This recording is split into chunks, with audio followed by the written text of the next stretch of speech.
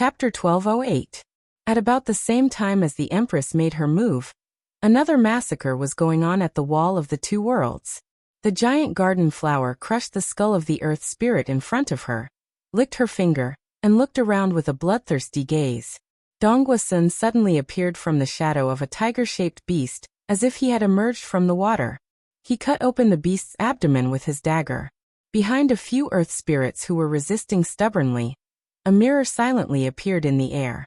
A whip lashed out from the mirror and grabbed the neck of an earth spirit, dragging it back. After the upper body of the earth spirit was dragged into the mirror suddenly shattered. Only the lower body was left.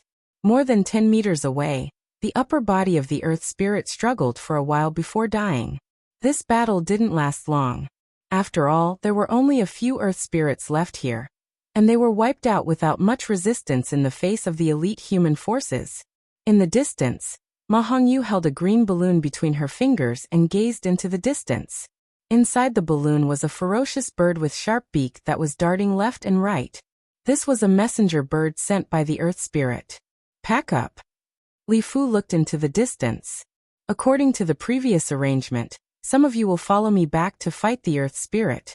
The others will return to where they were before, and focus on training without caring about anything else. Next time it's up to you. Ma Hongyu bowed to Li Fu. Be careful. It doesn't matter if my old bones are buried in front of the army. Li Fu smiled. However, it should be fine this time. After all, the rear has made a lot of preparations, and these earth spirits aren't very strong. Even so, swords are blind, Ma Hongyu said in a deep voice. It's not up to us. Li Fu shook his head. So what if they knew that swords were blind? Some things had to be done by someone. It had nothing to do with whether they wanted to do it or not. It had to be done. At this time, Renbaqian had arrived at the only city in the 60,000 mountains, Anchuan City. Even though it was still very far from Qinggu, Anchuan City was already filled with killing intent. The entire army of the Protectorate of the South had withdrawn to train every day, and the battle cries were deafening. In the Protectorate of Anchuan City, Renbaqian sat in the seat of honor and looked down at the people below in silence. After a while, a tall man stood up and said, Your Highness, I am willing to go. Forget it, your unit can't take a beating. I'm afraid you'll be beaten up in 2 or 3 times. It's better for my unit to go. Another big man sneered. How about we have a match now? Let's compete then. Who's afraid of who? All right, stop arguing. Shi Wanya's face darkened as he suppressed the two of them. Renbaqian looked at the people below and sighed in his heart without saying a word. But the merciful did not command an army. If no one took the initiative to charge to their deaths, the entire Protectorate of the South would be buried. Those who didn't know better would think that they were fighting for something good, but who would think that they were fighting for their lives? That's right, this was a suicide mission. To be more accurate, it was a suicide mission. There was no doubt that he would die. There was no chance of survival. What does your Highness have to say? Shi Wanya turned to look at Renbaqian. Generals. Lord Lu rose and cupped his fists in greeting. Some things need to be done. Your Highness, we naturally understand this. We were born and raised here. If those foreign races want to contaminate this place, we have to be the first to step forward and risk our lives. It's not a pity if we die. If we die in this mountain, we will definitely enter the ancestral hall in the future and protect the tribe. The big man who requested from the start said. You're right. The others laughed along, but it wasn't an impassioned and stirring one. Instead, it was an indifferent look at life and death. However, the more it was like this, the more Renbaqian felt that it was a pity. Suppressing the unbearable feeling in his heart, Renbaqian calmed his emotions, raised his head and smiled. You sound like you're educated. When I was guarding Longsho City, I often listened to them talking about books. Furthermore, I was thinking that this story of mine might be passed down in the village. Hundreds or thousands of years later, I'll also be a hero in the village.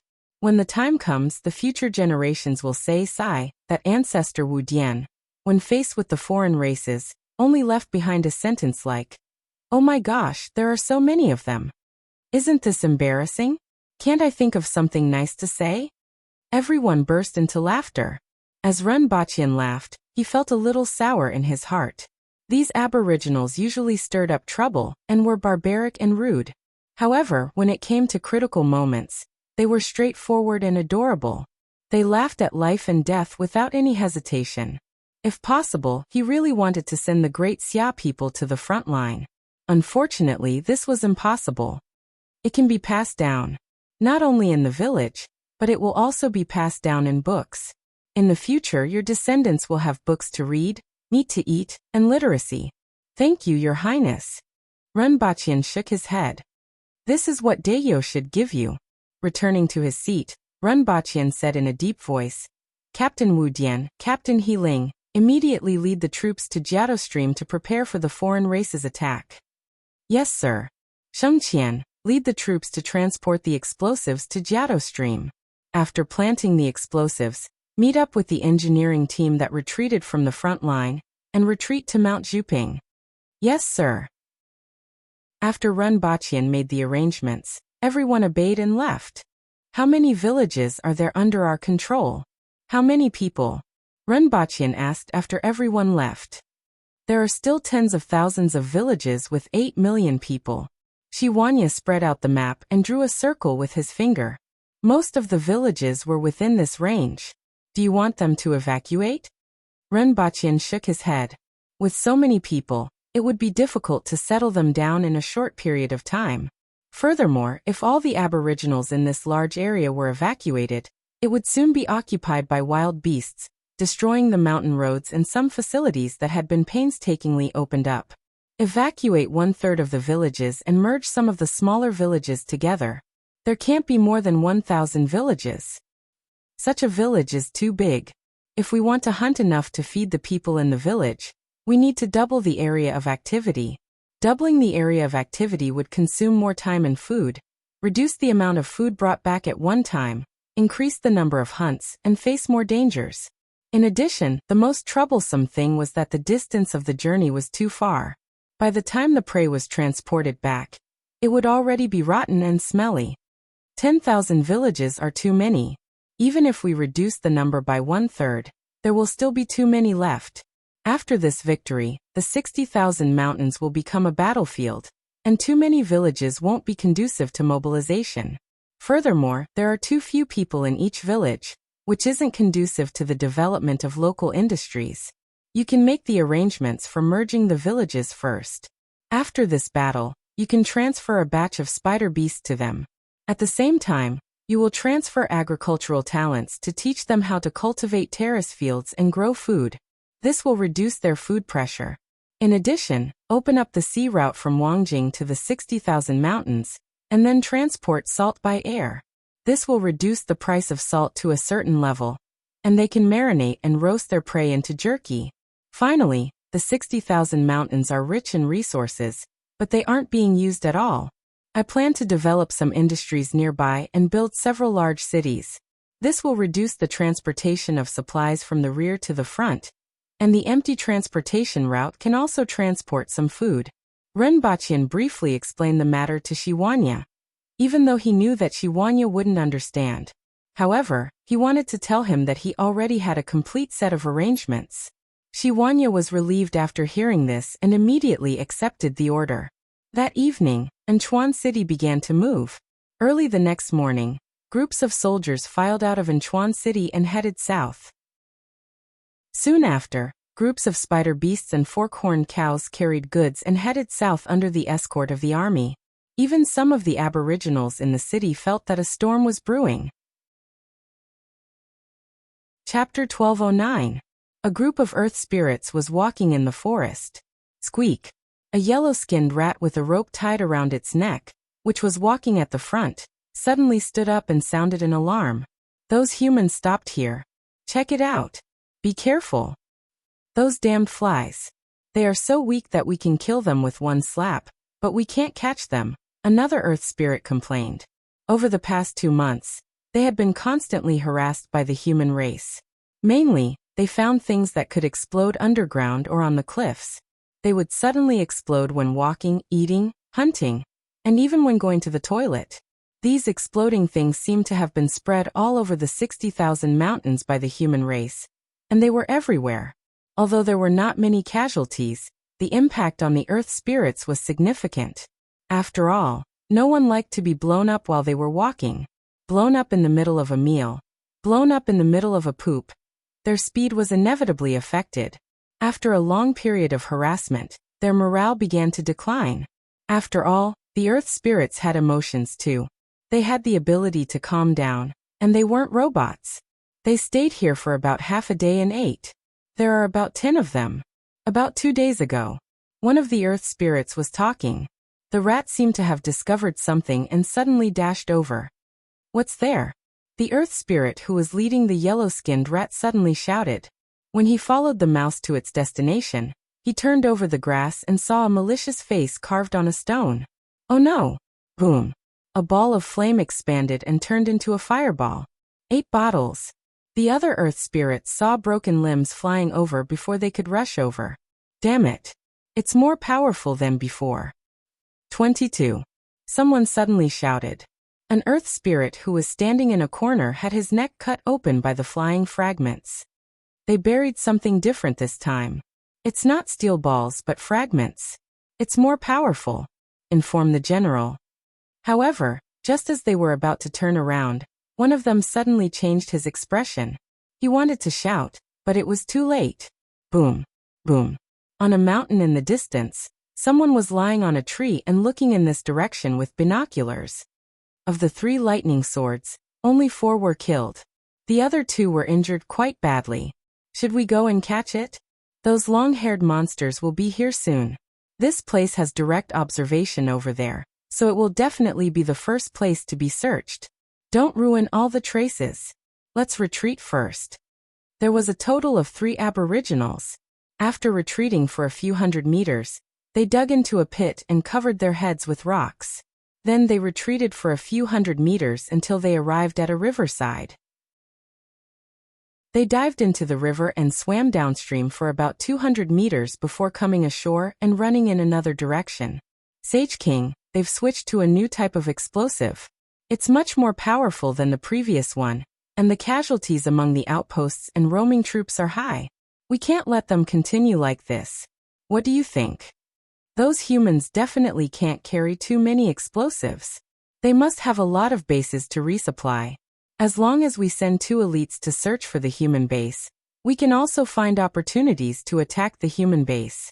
That way, they won't have any spare energy to harass us. There's another advantage to doing this. Our main force will attract their attention, and the elite teams that are separated from the main force will have a greater chance of finding them. The human race is very weak. Except for a few individuals, most of them are weak. As long as we find them, we can eliminate them. Even if we encounter that human woman, we can retreat. Yes, I have the same idea. However, we haven't decided who to send yet. I'm willing to do it. Sage King Xian thought for a moment and said, "Get the broker here." That night, 2 teams of about 12 people left the main force and disappeared into the darkness. Did they split their forces into 2 teams? Renbachian received the news shortly after. According to the comparison, these 2 teams should be experts, and it's likely that all of them are at least longevity heaven. As for their specific identities, we should be able to find out tomorrow by comparing their appearance and attire. Your Majesty guessed correctly. Renbachian smiled. It's good that they are experts. It's not easy to deal with these Earth Spirit experts when they gather together. Now that they have split up, we can eliminate them separately and reduce the pressure when we confront them later. For other races, large armies were the biggest threat. However, it was the opposite for the human race. It was the easiest for them to eliminate ordinary foreign races.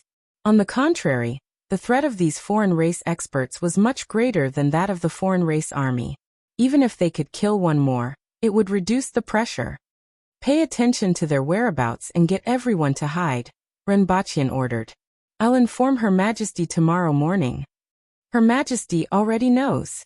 Oh, who informed her? Renbachian looked up and asked. Her Majesty is also receiving the message from the same channel. All right, I got it. Renbachian waved his hand, waited for them to leave, and lay down on his bed. The next morning, when Renbachian contacted the Empress, he learned that she was ready to hunt these two teams. Your Majesty, be careful. Except for the Empress, no one else could help with this matter. The group of experts who had reached longevity heaven and earth had just returned from the barrier between the two worlds. They were expected to arrive at Oching Valley one step later than the enemy and Jiato Stream one step earlier than the enemy, just in time for the final battle. At noon, Renbachian had obtained most of the information about these two teams. Other than their identities in the Earth Spirit tribe, he had more accurate information about their strength, appearance, fur color, and even height. It had to be said that in terms of intelligence gathering, the human race was more than 10 streets ahead of the Earth Spirit tribe. The Earth Spirits only knew that there was a woman in a red dress who was hard to deal with. They knew nothing about the human race's numbers or location.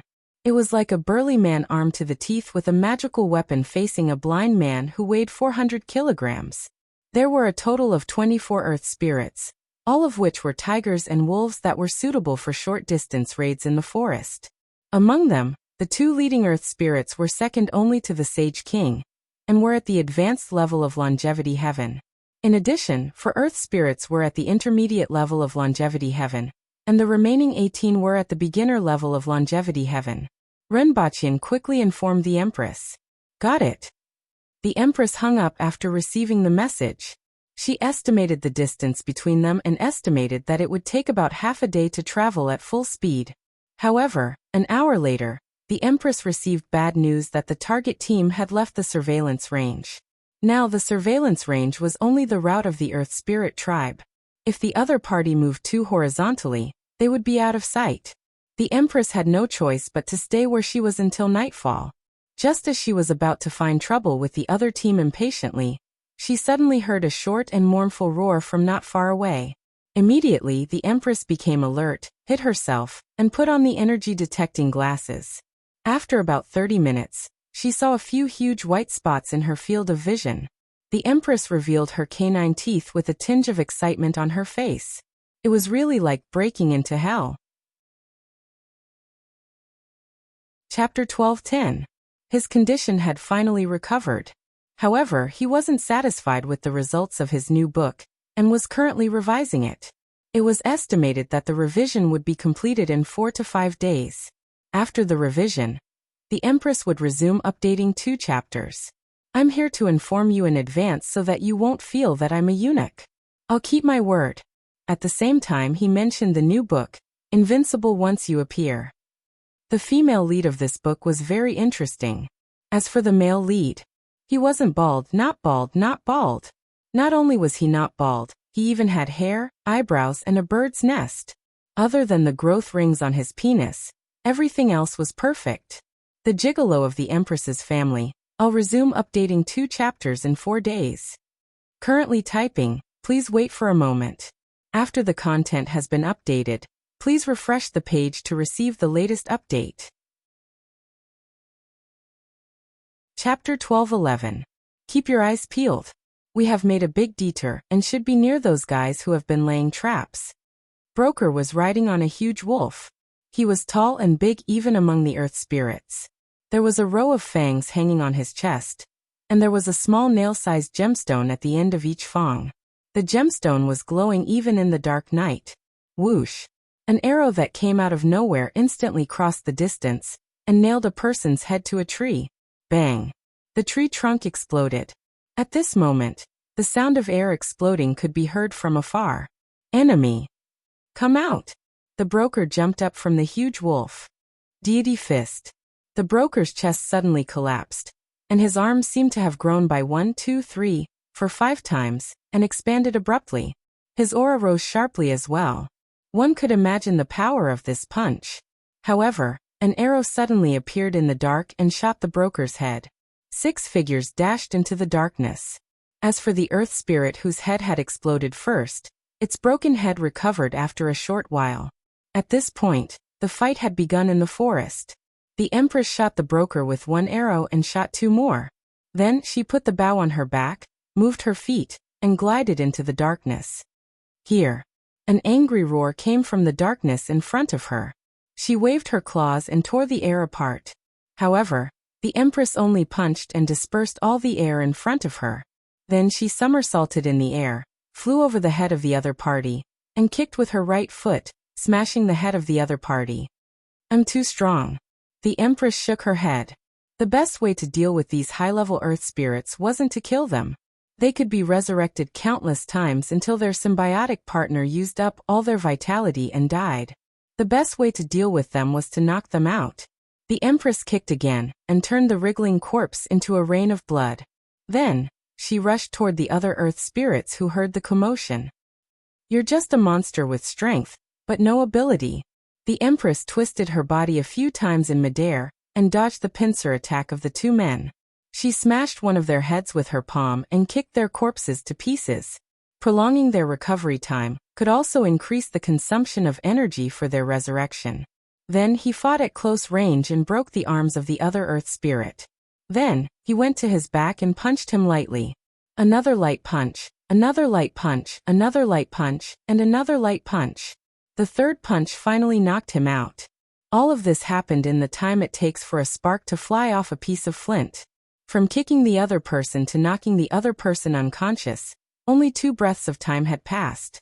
After throwing him to the ground, the Empress faced the other 3. First, she smashed one of them into pieces, following which, she knocked the other 2 unconscious. It was just enough for her to go back and knock out the first, second, third, and fourth person. In less than 2 minutes, the 6 people who had entered the forest had stopped breathing.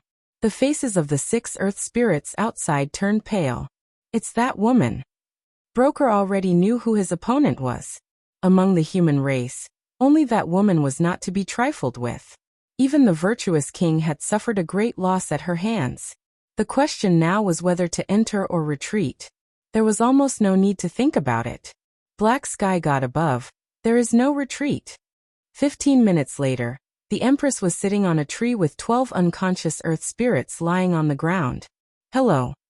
The Empress connected to the radio station. Wake the prince up. After a while, Runbachian appeared on the other side of the radio station and asked, Your Majesty? I'm fighting for my life outside, yet you are sleeping so soundly. The Empress raised her eyebrows when she heard Runbachian's voice. Do you want me to fight for my life? Runbachian chuckled. The Empress immediately lost her temper and said, Forget it. I still have to collect your corpse. Your Majesty, it's so late. Did something happen? Did you meet those earth spirits who came out? 12 of them. They were all knocked out. Your Majesty, you're amazing. You can easily take down the earth spirits. Runbachian laughed pretentiously. Cut the crap. Although these earth spirits are powerful, they aren't good at fighting. The most troublesome thing is that they can share lives and resurrect many times. On the battlefield, this is an advantage. However, in a fight between experts, it's the biggest weakness. Although you said so, only your Majesty can do it, Runbachian said. After all, the Empress's longevity heaven was superior to these earth spirits in terms of level. Otherwise, she might not have been able to take them down so easily. The Empress shook her head gently. This wasn't a good thing, but rather a sad thing. If the human race could have more experts, it wouldn't have been so troublesome. If the human race hadn't been occupied for thousands of years, they wouldn't have been reduced to this state. 12 living, advanced individuals who can share lives with each other. We must bring them back. Where is your Majesty's exact location? Runbachian knew what the current urgent matter was after hearing a few words from the Empress. The Empress reported the location to Runbachian. Fortunately, when exploring the 60,000 mountains back then, the map that was made had markings similar to latitude and longitude lines. Otherwise, it would have been extremely difficult to find an ordinary location in this vast mountain range. I'm afraid I'll have to trouble your Majesty to send these earth spirits to the coordinates 164/337. This is the limit of our helicopter, Runbachian said after some calculations. This extreme distance, including the extra fuel they brought with them, allowed them to clear most of the cabin when they arrived. 12 earth spirits could fit into the cabin. The Empress looked at the map. This location wasn't far from her, but it didn't feel good to be ordered around like this. After thinking about it, The Empress suppressed her resentment and decided to teach that guy a lesson when she got back. She found some tree vines to tie the 12 earth spirits into a ball and gave each of them a few kicks on the head to ensure that they wouldn't wake up halfway. Then she held a big ball and jumped into the air. After getting her bearings, she headed toward a certain point in the north. At dawn, the Empress stopped at a mountain peak, kicked each of the earth spirits in the head, and waited for the helicopter. She waited from morning to night. Just as the Empress was about to lose her temper, the helicopter finally arrived. "Your Majesty." A few aboriginals jumped down from the helicopter and greeted the Empress. "I'll leave these guys to you." The Empress pointed to the earth spirit balls that were tied together. Yes. An aboriginal lady took a needle that was as thick as a child's finger and inserted it into the abdomen of an earth spirit. She then forced the liquid in the syringe into his body. This was a strong anesthetic that was made from concentrated castor bean sap mixed with other things. She gave them the highest dose of the drug, which was enough to kill other creatures dozens of times. However, these earth spirits were afraid of everything except death. The Empress looked at them and stepped on a rock at the side, leaving a footprint that was 1 inch deep. That's about the strength. It's just enough to knock them out. If they come back to life halfway, chop off their heads and wait for them to grow back. The Empress knew that these earth spirits would be very useful, so she patiently told the others how to deal with them. "Go back and tell the prince to wash his neck and wait for me." The aboriginals were speechless. Didn't he really want to wash his neck and wait for the Empress? The prince was done for. Yes. Chapter 12:12. This is an earth spirit. Runbachian looked at the tightly bound earth spirit in front of him and carefully sized it up. With so much hair, it should be living in a relatively cold area, at least a temperate zone. There are spring, summer, autumn, and winter seasons, and the summer temperature isn't high. It's about 1.7 meters tall, has a flat and short forehead, and doesn't seem to have a big brain. Runbachian took a knife from the guard's waist, cut off the top of the earth spirit's head, took a look, and dug out its brain to confirm his guess. The area of the cerebral cortex folds was much smaller than that of humans. He then carefully observed this earth spirit to grow a new brain. Runbachian was curious. If a brain could grow, how could memory be achieved? Unless they had a data platform like a mainframe that backed up everyone's memory at any time. Runbachian immediately thought of the black sky god. The limbs are short, strong, and slightly curved. The calves and forearms are proportionally small, and the hands and fingers are also short. They haven't evolved to use tools for a long time. It looks like they haven't evolved for a long time and haven't fully evolved. Runbachian pondered for a while. It was really surprising that they could develop a more developed civilization and perfect language. In addition, the earth spirit's ability to share vitality with other creatures pointed to the black sky god. The guard at the side looked at Runbachian studying these monsters and said something he didn't understand. After racking his brains for a long time, he could only say, "Damn awesome. Your Highness, you seem to be very knowledgeable about these things. I've long known that you're an extraordinary person who seems to know everything. It seems like it's true after seeing you today." Suyu, who had rushed over, smiled and complimented. Several guards immediately looked at him fiercely. "You have already said everything. What are we supposed to say?" Runbachian waved his hand and didn't say much. In order to prevent himself from losing the ability to travel, he engraved countless stone tablets and recorded countless books on the planet in his sea of knowledge. He had read and studied a lot over the years. He might not be able to do scientific experiments. However, he knew a little bit about each side, and he knew quite a lot.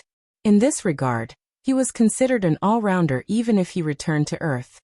Someone, send them back to the capital and hand them over to the laboratory. He had to be careful on the road. The anesthetic had to be strong. If he showed signs of waking up, he had to cut off his head first. As for their control, everything must be done according to the strictest standards, and there must be no slack in the slightest, Runbachian instructed. Yes. Runbachian ordered his men to carry the earth spirit away and clean up the room. After that, he would instruct the laboratory. He had some ideas regarding the research of these earth spirits. Most importantly, there was the secret of sharing life with the black sky god. Next, there was the secret of the longevity celestial plane. After all, there were only a few longevity heavens in the entire human race. It would not be good to study them. Finally, there was the weakness of the earth spirits. Fortunately, even though there weren't many earth spirits, they were strong enough to resist. They wouldn't die easily. Moreover, a group of earth spirits were about to set off. After arranging everything, Lu Jun and Suyu went to the yard. Suyu had lost a lot of weight. His chi and blood were full, and his eyes were full of spirit. He was completely different from before. If he were to be thrown back to Great Xia now, the people of Great Xia would probably not be able to recognize him. Not bad these days, Renbachian praised. Your Highness flatters me. I don't deserve it. Suyu waved his hands. He really didn't deserve it. He took medicinal baths every day, drank a bunch of medicine, and used crystals. A bunch of people spent a lot of resources to push him to the earth will level. How could he dare to face Renbachian? I didn't expect that old Su would become an earth will expert one day. Suyu patted his stomach. Although it had decreased a lot, there was still some left. Maybe there will be a day when I become a spirit will expert. Renbachian laughed. That is also thanks to you, Your Highness. You are a talent, and talents are different from ordinary people. There are always special people in this world, and special people get special treatment. Renbachian waved his hand. I don't deserve it. Do what you have to do well, and you won't be ashamed. Did you see those monsters just now? They are the enemies of the human race, but they are not the main enemy. The main enemy is still behind. The myriad races, the myriad races. Renbachian sighed. The myriad races. Just this name alone was like a huge mountain that was hanging over the heads of the human race.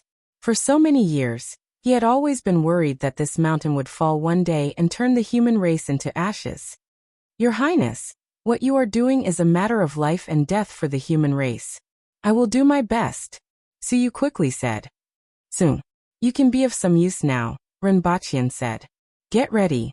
Follow me to the front line in a few days. Suyu's face suddenly trembled. His entire face was trembling, along with the flesh inside. I will write a will. If anything happens to me, I hope that Your Highness will consider my contributions to the human race. Renbachian wanted to kick him out. How did you survive under Su Qing's hands for so long? Eating, sleeping, and talking nonsense, and I became a marquis. Suyu thought but didn't dare to say it out loud. Although he didn't say it out loud, Renbachian could see it. He couldn't help but sigh. This person and that person wanted to rob others along the way, but in the end, they became emperors. However, that person was really capable. Of course, Suyu was also capable. You won't die. Don't look like that. Renbachian really didn't like to see his timid appearance. Yes. 2 days later, Renbachian, Shiwanya, and the others were waiting at the Inchuan airport. When they saw the plane land, they quickly went to greet it. Your Majesty. Everyone greeted. Renbachian looked directly at the Empress. This time, she had been out for a long time. She looked fine, but her clothes were dirty and stained with blood and filth, making her look dirty. His face, on the other hand, was full of heroic spirit, and his eyes were even brighter, sparkling with brilliance as he looked around.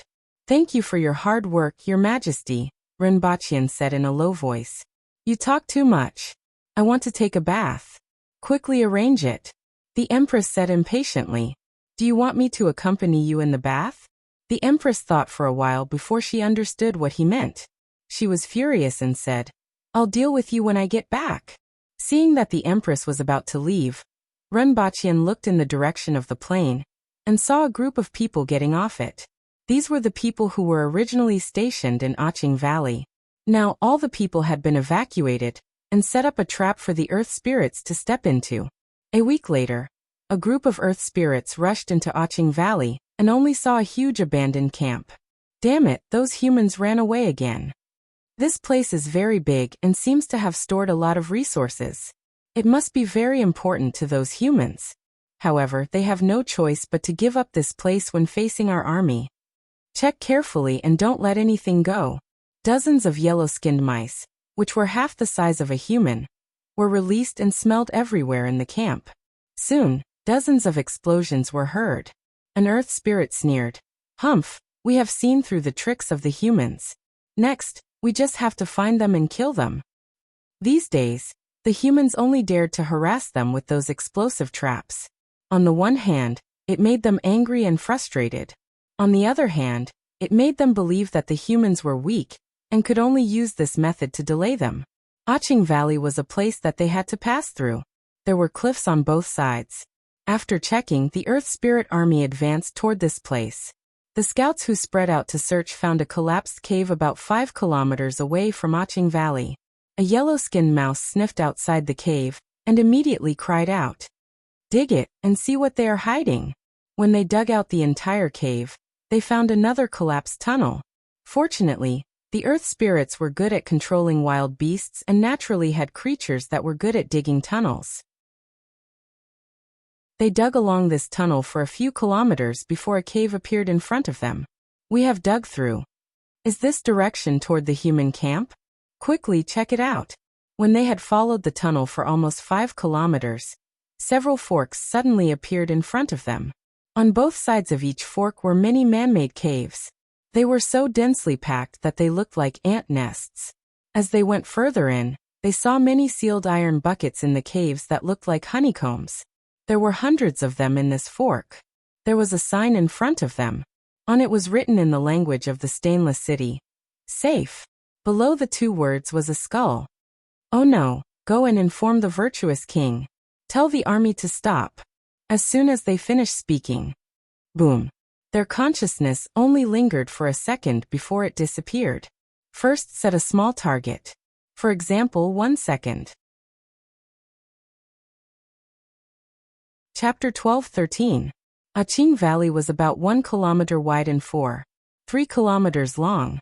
A large army was gradually entering and passing through the valley. One could see that there were tigers, leopards, wolves, elephants, eagles, gigantic beasts of disaster, and even winged snakes in this army. Even though they were thousands of kilometers away, it was clear from the video that this army wasn't to be trifled with. When the army entered 1/3 of the way and began to leave the valley, the video suddenly shook and the entire scene was turned upside down. Flames shot out from the ground. This army of various beasts immediately became chaotic. In the face of such a disaster, the beasts completely lost control. In order to escape, the huge saber-toothed tiger slapped the giant snake in front of it away and smashed half of the Earth Spirit's body. After the giant snake fell to the ground, it turned around and bit a huge wolf that crashed into it. The 2 of them fought. However, it didn't take long for both sides to be engulfed by the flames that spewed out from the ground. Ordinary Earth Spirits didn't have the ability to share life.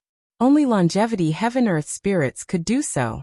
Nearly 10,000 Earth Spirits were turned into ashes in this disaster. There are 30,000 Earth Spirits. Excluding the 1,000 who stayed at the border between the 2 worlds, the 2,000 who died after being taken away by the Sage King, and the 2,000 who were harassed along the way, there are only about 24,000 left. After the incident at Aching Valley, there are only about 15,000 survivors left, the Empress said as she looked at the images on the screen. Not bad. There are 30,000 Earth Spirits with their mounts. They are still powerful, but much easier to deal with. Rinpoche laughed. The leader of the Earth Spirit is an impulsive and irritable guy who is indecisive after setbacks. I wonder if he will retreat. No, he won't. He brought a large army here and then retreated without even seeing them. How could he do that? Even if the foreign races are different from us and don't care about their reputation, he at least has to see us. Not to mention, from his previous performance, he isn't someone who doesn't care about his reputation. Rinpoche laughed. Next is Jiao Stream? The Empress got up and looked at the map. Rinpoche nodded and said, "That's right, it's Jiao Ravine. It will take them another half a month to reach there. After this incident, they will be even more anxious and careful. Those who were sent to harass them will continue to be anxious, but they have to be extra careful. Even though those brats aren't afraid of death, they aren't stupid," Shiwanya said. The ancient said, "Heaven is in harmony, earth is in harmony, and man is in harmony. These long-haired monsters came from a cold place, and were not used to the heat and humidity here, so they lost the harmony of the weather. In this mountain range, they were not familiar with the terrain, and they did not have a map. The scouting range of the outpost was limited, and they had lost the terrain. We have the heavens and the earth, and we have deployed our army. Once we open up our pockets, we will definitely be able to capture them all in one fell swoop. Suyu was finally acting like a strategist. After saying this, Suyu inwardly nodded. He had to display his skills and leave a good impression on His Majesty. The better he performed, the more secure his life would be. He feared the Empress from the bottom of his heart. In the past few years, countless envoys from various countries had died in the hands of the Empress for no reason. In everyone's eyes, the Empress was a bloodthirsty person with unpredictable moods. Even though he was somewhat useful, he was afraid that the Empress would suddenly find him an eyesore and behead him. Even if that person regretted it in the future, he would still lose his life. At the thought of this, he couldn't help but look at Renbachian with admiration. People say that being in the king's company is like being with a tiger. This person married a tiger and was still safe and sound. He is really a role model for our generation. We can't capture them all in one fell swoop. If we do, Stainless City will send people. Let them run back. As long as the Sage King feels that he can win, he will go back and proclaim that the human race is strong, but he will not rely on other races. Instead, he will lead the army to avenge his humiliation. This way we can have a few more years. Renbachian laughed. Your Highness is a strategist and understands people's hearts. I am ashamed of my inferiority, Suyu hurriedly said. Stop flattering me. I know my own capabilities. Renbachian waved his hand. He knew that he wasn't a genius, and military knowledge wasn't limited to reading 300 military books. The Empress studied the map for a long time before saying, It will take 5 days to reach Jiado Stream at full speed. Let's set off in 5 days. By the way, how's the route you mentioned? We have already established a stronghold here. Renbachian pointed to a location on the east side of the map. Next, we need to explore and establish strongholds along the way. If everything goes well, we can reach here in 1.5 years. Renbachian was pointing at the wall of the two worlds. As long as this route is established, it will only take 3 to 4 months to travel from Wangjing to the wall of the two worlds. There's no need to stay in the Chen nation then, the Empress said faintly. If we set off from Yidu, the capital of the Chen nation, we can reduce the time. The Empress's calm and natural tone made Suyu shiver involuntarily. Shiwanya smacked his lips. The entire protectorate of the southeast was about to cheer.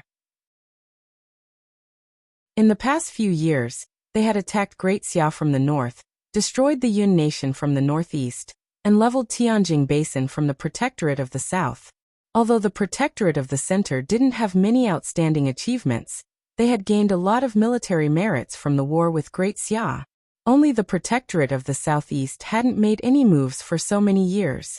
There's no need to go through so much trouble. Just borrow a city. Renbachian laughed. Renbachian immediately thought of a concession and a free port. He could use this free port to transport a large number of products to the Chen nation. It could be said to be killing 2 birds with 1 stone. Will they be so well behaved? Shiwanya laughed. Your Majesty, you alone can levelly do. They will be well behaved. Renbachian laughed. After this war was over, they could just make a trip to the Chen nation. In addition, this is where my brother-in-law went missing. Renbachian pointed to a spot on the map. The Empress took a deep look at it. Qi Ziding had gone missing there, and it was very likely that the former emperor had disappeared there as well. However, all the detectors that reached the other side of the door were never heard from again. It could be a one-way door, or there could be a huge danger on the other side of the door. Your Majesty can't take any risks before we pacify the various races. I know, the Empress responded. 5 days later, the Empress, Renbachian, and the rest set off. First, 12 helicopters took them and their mounts to a mountain peak 3,000 kilometers away. It took them another 5 days to reach Jiado Stream. In fact, Jiado Stream was located halfway up the Yitiao mountain range. Its full name should be Jianuatu Stream. Jiado Stream was less than 300 meters wide. There were cliffs on both sides, and the mountain path on the other side had been destroyed. Even the mounts of the Earth Spirit race, with the exception of a few flying mounts, couldn't climb up. However, there was a mountain path on their side. There were still 10 days before the arrival of the Earth Spirit race. Chapter 12:14. Jiato Stream was 10 kilometers long, and there was a big city in the direction of the Aboriginals. It looked very big, and even though it could only accommodate 20,000 soldiers, it was prepared beforehand. On the surface, this was a human fortress and an important pass, but in reality it wasn't. In order to confuse the Earth Spirit, a lot of manpower was spent to build a big city that could accommodate more than 200,000 people. This was called Guangbai City. In the middle of the city was a pass. In the south, there was a concrete wall that was 20 meters tall and 8 meters thick that had just been built. Behind the wall was a military camp with thousands of soldiers. When he arrived at the small city behind Jiato Stream, Renbaqian received a piece of news. They had found a weakness of the Earth Spirit. Aphrodisiac. The Earth Spirit had strong desires, but their hearts couldn't handle it. Due to their limited brain capacity, their self-control wasn't strong either. A large amount of aphrodisiac could not only overwhelm their hearts, but it could also make them lose their minds. For example, the sap of a tree called sandpole was a strong aphrodisiac. As long as this sap was sprayed on them, they would fall into a state of confusion. When Renbaqian heard this news, he thought about it for 4 hours and finally gave up on this killer weapon. It was still the same reason. After staying in Guangbai City for a day, Renbaqian headed for the pass in front. It was 20 meters tall and 8 meters thick. This pass was considered majestic, but it was like a piece of paper in front of the Earth Spirit army. In front of the calamity beasts, this kind of wall was like a foot. Renbaqian could almost see the scene. Your Majesty, Your Highness. Many of the generals and soldiers were very respectful when they saw them, even if Renbaqian sent them to their deaths. The Empress looked at both sides and asked, "Why don't we bury explosives on the cliffs on both sides? Dig from a distance like last time?" The Empress couldn't help but ask as she looked at both sides.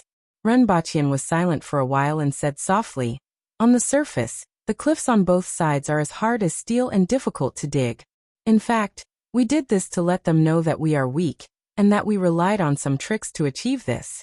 As long as they are careful, we can win next time." The Empress stopped in her tracks. She looked around and didn't say anything. She had agreed to this strategy before, but looking at the people around her, she was still in a bad mood. The two of them stayed here for a day, watching as they reinforced the city walls, planted explosives inside and outside the pass, and watched as they busied themselves in full swing. That night, the two returned to Guangbai City. The next day, he saw Li Yuanzhu and Lin Yu.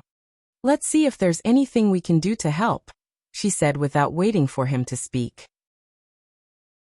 In fact, Renbaqian already knew about their arrival. Otherwise, they wouldn't have come here.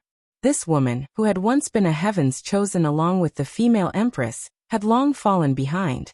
Even with the supply of many origin crystals, she had only reached the initial stage of opening the heaven and earth domain. If she hadn't stayed in Great Xia and gone to the other side of the wall of the two worlds, even if she wasn't as good as the Empress, she wouldn't be far behind. However, she didn't seem to mind and continued to endure. Renbaqian had a very good impression of her.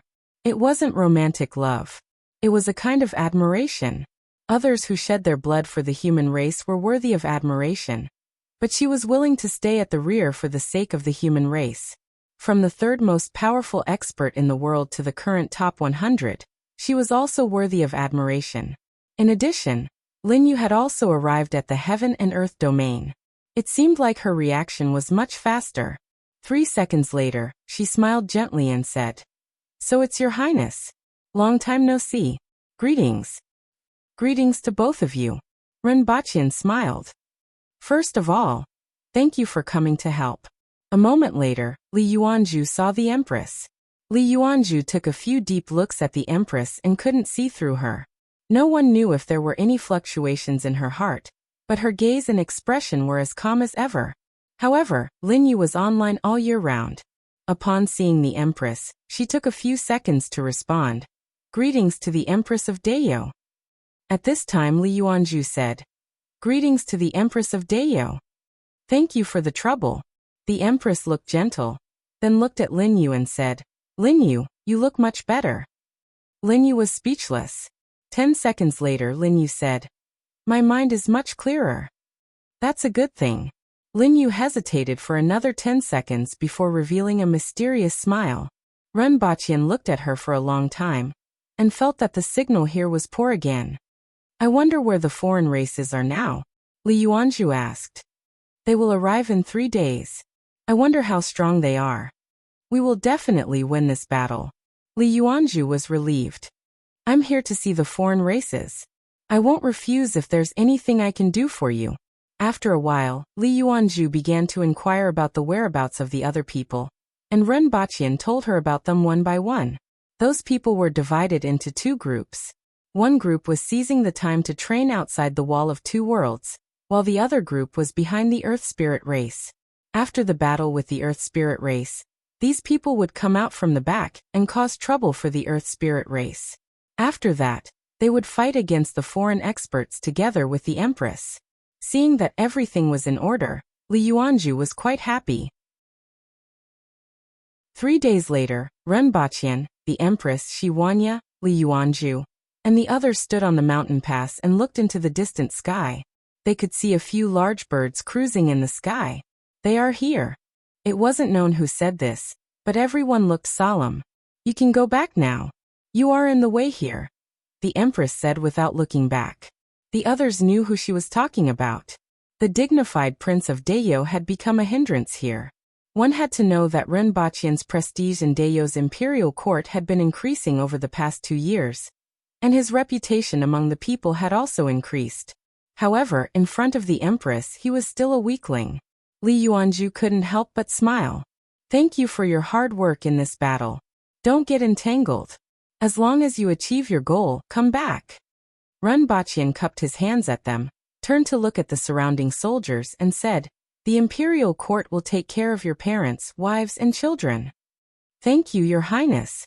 Thousands of soldiers responded with a steel-like voice that carried a murderous aura. We understand.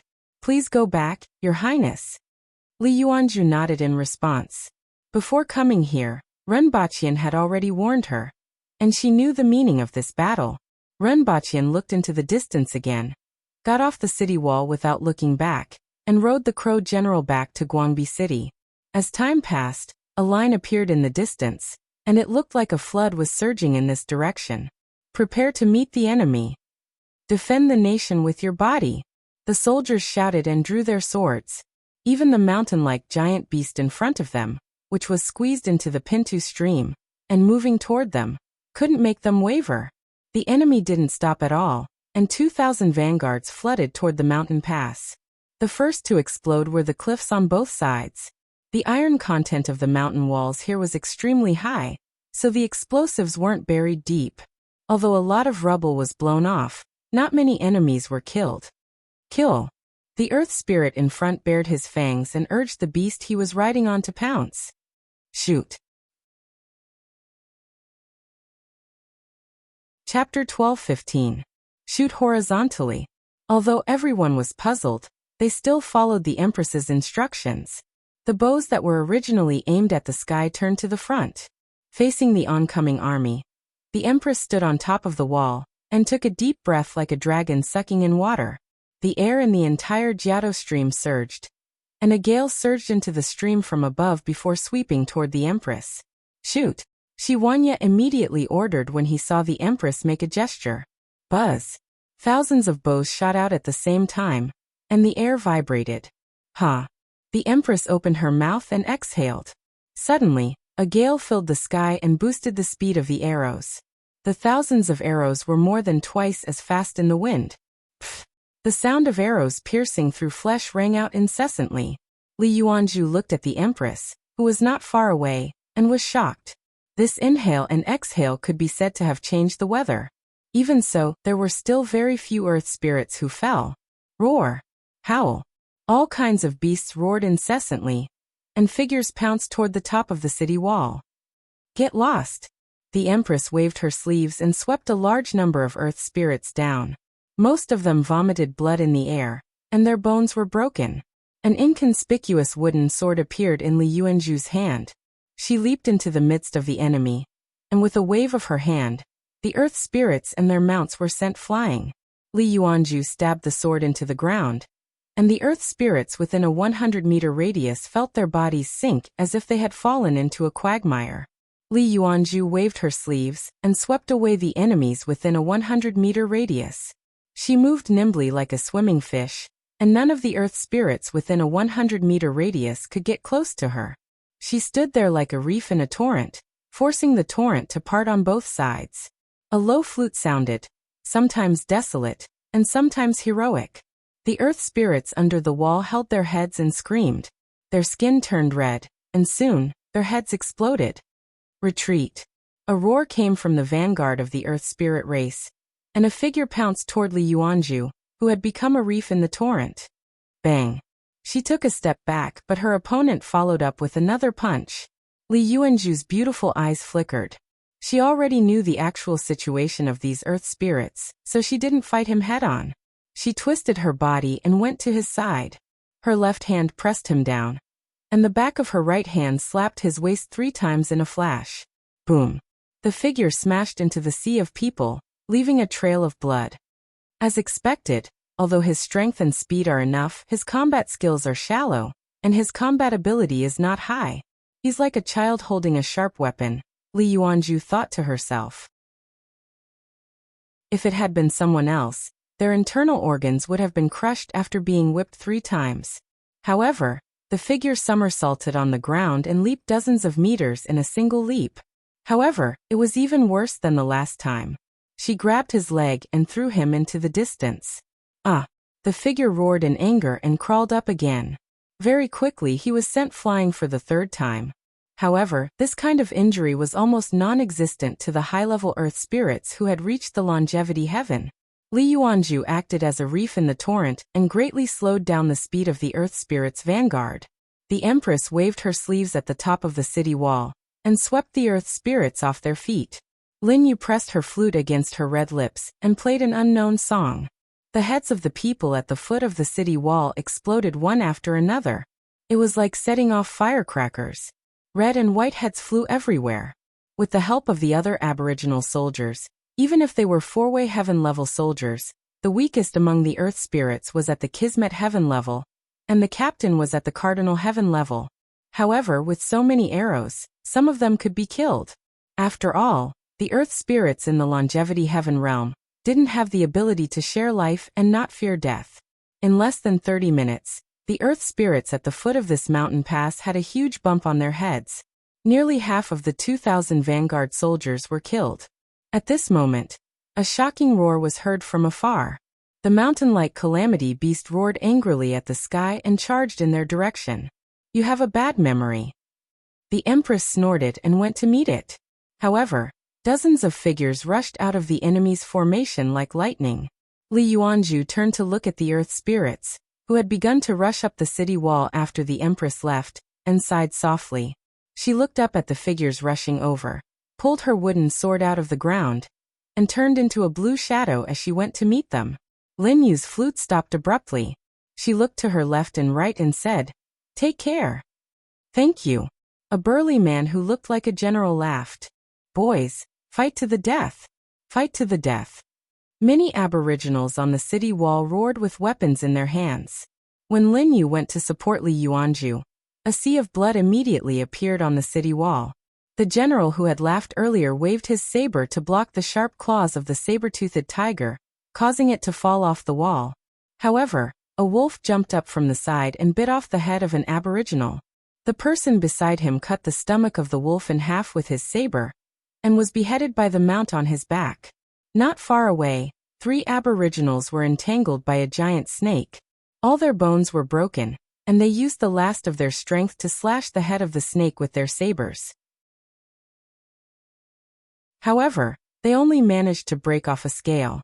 The general roared, chopping the knight on the giant wolf's back in half with a backhand strike, and then slicing off the giant wolf's head. However, his body suddenly stopped. a barbed tail sticking out from his chest. The general grinned, and blood seeped out from the gaps between his teeth. He felt that the tail was about to fling him away, so he immediately grabbed the end of the tail protruding from his chest and slashed it down. The beast behind him roared, and the general fell from the top of the city wall with a big hole in his chest. The moment he fell, he threw his saber out and nailed the earth spirit on the back of the lizard-like beast to the wall. The aboriginals were one level higher than the soldiers of Great Xia and the Yun Nation, and their average strength was at the four-way heaven realm. The earth spirits were one level higher than the aboriginals, and their average strength was at the Kismet heaven realm. The aboriginals had to pay 10 times the casualties in exchange for the life of an earth spirit. Needless to say, the beasts were fiercer, sharper, and more powerful than the earth spirits.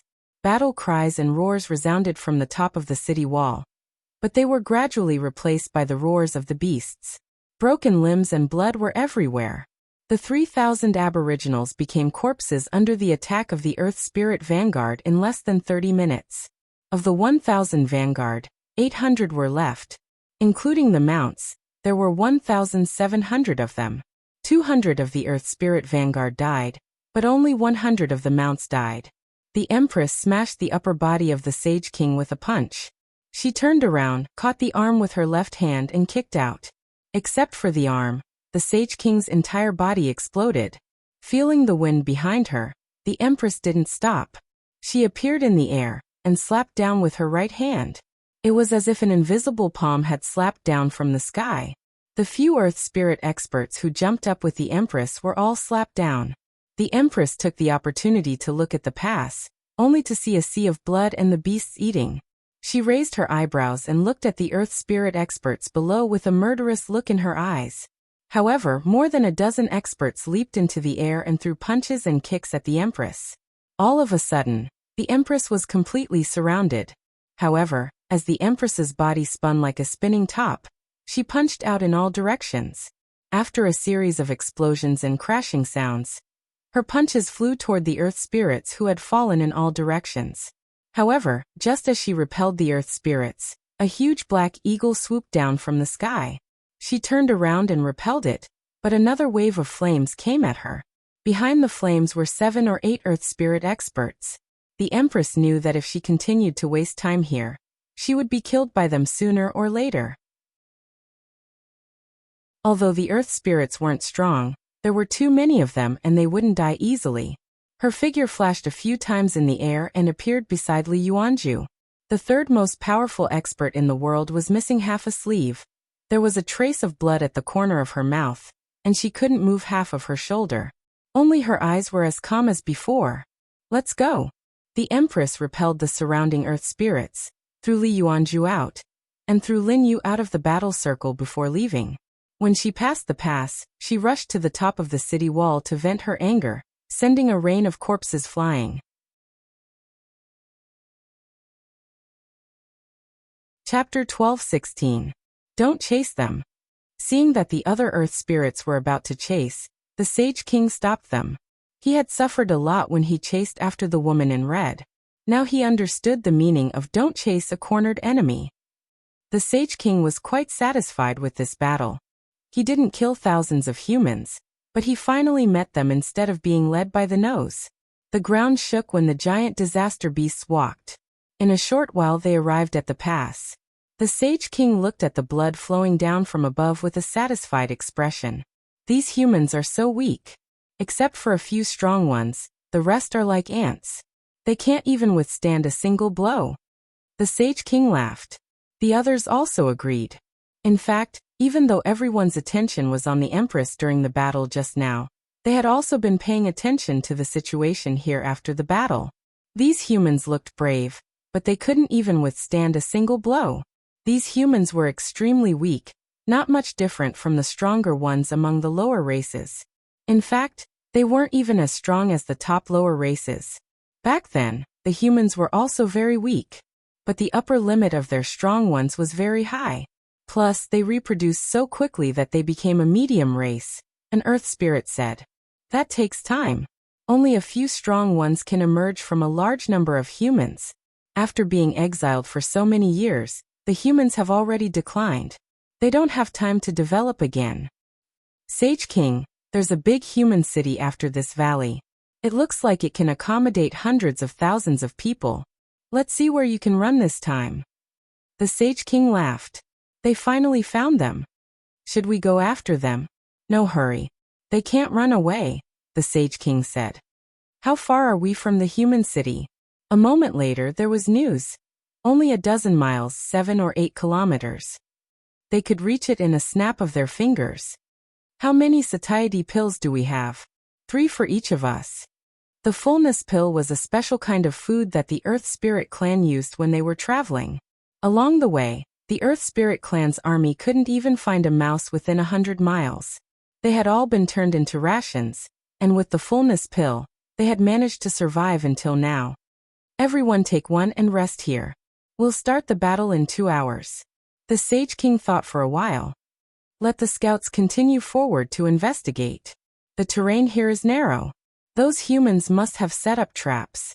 Every Earth Spirit had a deep memory of the human clan's explosive traps. Contrary to the human clan's weak strength, these explosive traps were a headache for the Earth Spirits.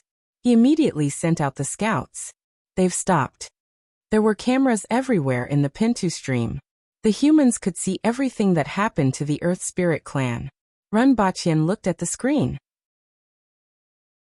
The Earth Spirit was resting outside the pass, and many ferocious beasts ran up to the pass to feed on the corpses. He could feel the Empress beside him tensing up and unable to restrain her anger. Don't worry, they will pay the price soon. Runbachian grabbed the Empress's hand, but he didn't expect her to break free. After all, this strategy was proposed by Runbachian. Runbachian didn't mind. After all, he felt uncomfortable. However, it was precisely these corpses that covered up the traces and smell of the buried explosives. The explosives and iron fragments that could cause great damage were buried under the pass and behind it. On the contrary, there were no explosives in front of Guangbi City. If the cliffs on both sides collapsed, the 20,000 soldiers in Guangbi City would be buried with them. Runbachian looked at the scene in front of him, especially the 3 giant beasts. They were more than 100 meters tall and 30 meters wide. They were terrifying. Can we think of a way to keep these beasts here? Runbachian asked. The Earth Spirit clan only had a small victory and would soon be defeated. Runbachian was thinking about the spoils of war. He was also very interested in these giant beasts. It was hard to imagine that a terrestrial creature could be so huge. Giant elephants that were more than 10 to 20 meters tall were already terrifying to him. These giant beasts were really like mountains. The Empress crossed her arms and said, "The aura of this thing is probably at the intermediate level of longevity heaven, but its strength and vitality are far superior to ordinary creatures. It will be very difficult to keep it intact." "As long as it is alive," Runbachian said. "At least it can be used for research." Then cut off its limbs. It sounded simple, but the Empress was the only one who could do it. Runbachian looked for a moment, picked up the walkie-talkie and asked, "Have you arrived?" "Just outside Jiato Stream." "Good. When the explosion sounds, you will charge in from the back and entangle their experts. Also, be careful of falling objects." After switching off the radio, Runbachian strode out of the door. In the square inside the city wall, more than 500 160 caliber mortars had been set up densely. Thousands of people were busy working, and many of them were familiar faces, such as Tong Lan and other doctoral students, as well as some researchers. Mortars weren't complicated. Even a 160 caliber mortar could be used by 2 aboriginals. However, the shells this time were a little different. All the shells were produced by Dayo. They used a type of homemade explosive with the addition of crystal powder. It was named Yuan 1 explosive, and its explosive power was much greater than that of TNT. It was 3 times that of TNT of the same weight. Previously, the Research Institute was conducting research on diversifying the use of crystals, especially in weapons. This kind of explosive was one of the results of the research. The explosive itself wasn't very powerful, but the crystal powder could increase the power of the explosion by 10 times. Although they had conducted many explosive experiments before, this was the first time they were used in actual combat. "Dean, Shurgan looked up and wiped his sweat when he saw Renbachian walking over. Many students still like to call Renbachian Dean. Are you all ready? I've tested it, and there's no problem. Let those monsters see how powerful you are in a while. Renbachian patted him on the shoulder. Each shell weighed 50 kilograms, and had the power of a low-level Cardinal Heaven expert. More importantly, it had fragmentation damage. As long as there were enough shells, even a top-level Cardinal Heaven expert wouldn't be spared. For this battle, 10,000 shells had been prepared. In fact, if Renbachian wanted to, he could totally make a 300 caliber mortar that was much more powerful than the current one. Even a top-level Cardinal Heaven expert wouldn't be able to withstand 2 shots. However, it was still because of that reason that Renbachian produced a large number of these small mortars for transitional purposes. Renbachian was watching everyone check the situation of the mortars when he heard someone shout from behind. They are moving. Renbachian raised his head abruptly and said, Someone send them to the previously arranged hiding place. We want to see the effects of the weapons. Tonglan shouted. Go back and watch the video. No one knew what would happen in a while. These students were the treasures that he had nurtured for so many years. If they were injured, he would cry to death. In a few steps, he reached the bottom of the city wall. When he reached it, the Empress was already there. An explosion could be heard in the distance. When he knew that there was a large human city ahead, King Xian had already decided to let the giant calamity beasts break through the city. The 2 giant calamity beasts lined up at the front and strode forward. The concrete pass under their feet was like a building block that collapsed in an instant. After them were countless ferocious beasts and the Earth Spirit people. However, the giant calamity beasts passed through safely. When 1/3 of the army behind them passed, there was a sudden loud noise from Jiao Stream. The entire ground was shaking, and countless flames shot up from the ground. Countless people were overturned by this violent vibration, and thousands of Earth Spirit people and their mounts were torn apart in an instant. Chapter 12:17. The Sage King on the Disaster Beast heard the explosion and turned his head to look. He saw spray-painted flames everywhere, the cracked ground, and broken limbs flying everywhere. He was instantly enraged. As long as they turned a corner, they would arrive at a human city. But now, they had fallen into a human trap. With a quick glance, he knew that there were at least 2,000 or 3,000 casualties. The rest were also stopped by the sudden explosion. There was even a commotion. The Earth Spirit could control the situation, but the beasts still had their instincts. The fact that they hadn't escaped after such an explosion proved that the Earth Spirit had good control. Spread out. Charge forward and crush the humans. The Sage King shouted. Regardless of whether there were other traps along the way, they had to charge forward. Besides, the smell of traps had been covered by the blood and bodies. There was little chance that there would be more traps after that. The Sage King didn't stop after he gave the order. He drove the beast forward and reached the corner in an instant. He could see Guangbi City in front of him. The Sage King immediately saw the woman in red standing on the city wall, as well as the 2 women who had stopped the experts of the Earth Spirit clan. Kill them, the virtuous king roared. The calamity beasts began to charge forward. Are there only women in the human race? The Sage King mocked. From the beginning to the end, the 3 human cultivators he had seen were all women. The Empress raised her eyebrows. Not many people dared to talk to her like that. Even fewer dared to talk to her, because she was a woman. She curled her finger and the longbow on her back appeared in her hand. 3 arrows shot out like meteors toward the mountain-like beast of disaster.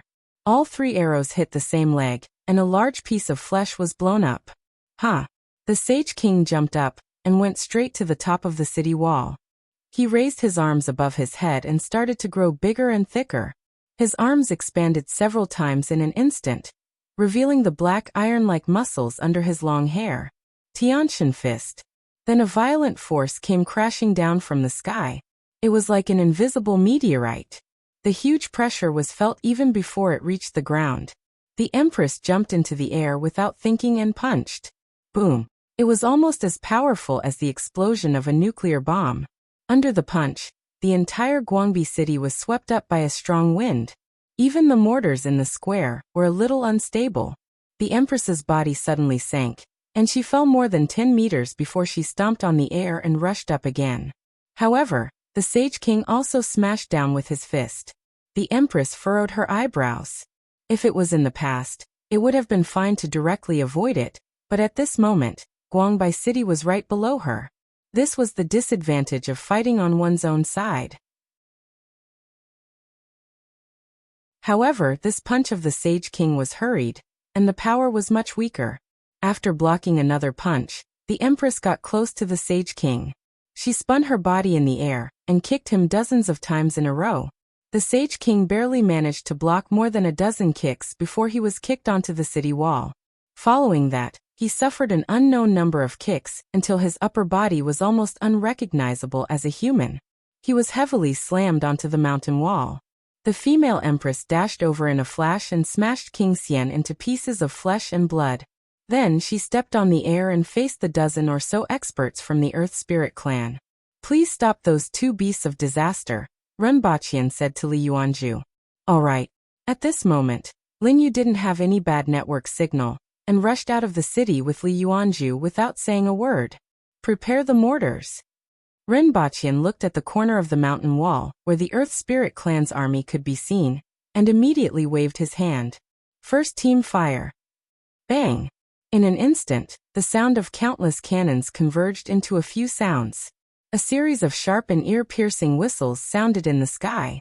The Earth Spirit clan had just turned the corner when they heard the whistles in the sky. They looked up and saw hundreds of black dots falling from the sky like rain. At first, the Earth Spirit clan didn't pay much attention, but when these black dots landed on the ground and exploded into balls of fire, it directly plowed the area from the corner to 300 meters in the direction of Guangbai City. Only a few hundred of the Earth Spirit clan's army that had rushed over were left, and they rushed toward Guangbai City with ferocious looks on their faces. Ren Baqian frowned. "Second team fire. Fire-breathing team, get ready. Throw team, get ready to ignite." At Ren Baqian's command, hundreds of people around him carried a long pipe, and the other end of the pipe extended to the oil storage tanks below the city wall. Third team fire. Fourth team fire. The mortars plowed the corner over and over again, and the explosions and flames basically didn't stop. The shrapnel turned the area into a dead zone, and countless Earth Spirit clan members who rushed into that area were blown to pieces. Even a supreme being would find it difficult to resist such a heavy artillery fire in such a narrow space. Even so, a few Supreme Being Earth Spirits and their mounts still rushed out. The hundreds of Earth Spirits that had rushed over were already 500 meters away from the city. Throw team, 300 meters in front, fire. Hundreds of oversized long-handled grenades immediately covered a distance of 300 meters outside the city wall. There was another violent explosion. In order to increase their power, these grenades were more than twice the size of the grenades on Earth. They chose grenades instead of hand grenades because such a large hand grenade was difficult to hold with one's palm. Only grenades were convenient to throw. Ren Baqian stared at the flames and smoke in front of him. When the first figure passed through the smoke, Ren Baqian quickly gave an order. "Fire-breathing team fire. Fire-breathing team, first team fire. The other teams are free to fire after loading." He didn't need to observe the Earth Spirit clan in the distance anymore, because the experts behind should be rushing over. The Jiato stream, which was more than 10 kilometers long, was only a 3-minute journey for the Longevity Heaven experts.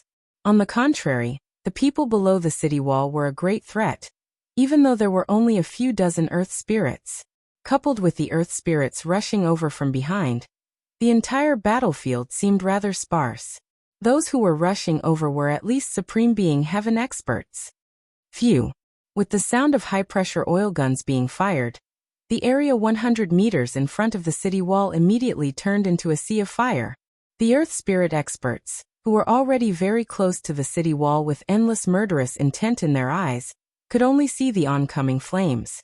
Figures stepped on their mounts and leaped toward the top of the city wall. "Get lost. Go down." Shi Wanya immediately waved his long saber, creating a snow-white waterfall. Along with him were the experts recruited by the Protectorate of the South over the past few years.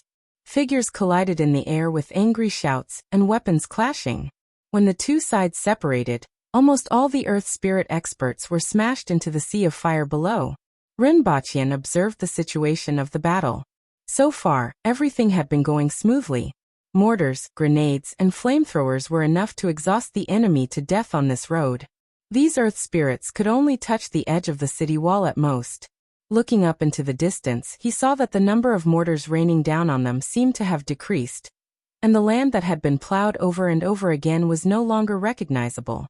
At this moment, the sound of explosions decreased a lot, and there seemed to be a large gap in the rain of bullets. Instead, there were sporadic explosions on the mountain wall. Rinpoche focused his eyes, picked up his binoculars, and looked into the distance. Only then did he realize that many of the shells were shot by arrows in the air and fell toward the mountain wall. These shells were fused and would only explode when the front end collided with an object. They wouldn't explode if they were shot from the side. Has the earth spirit found a way? Rinpoche's heart skipped a beat, but this was also within his expectations. Even the godly archers of Great Xia could shoot grenades onto the city wall, let alone the stronger earth spirit. As the explosion suddenly decreased, Rinpoche saw a large group of earth spirits rushing in from the rear. Adjust the angle and blanket the area, Rinpoche ordered again. A new round of bombardment began. This time, they changed their position and attacked Guangbi City from the corner according to the previous grouping. After a round of bombardment, the number of earth spirits that rushed over was reduced by half.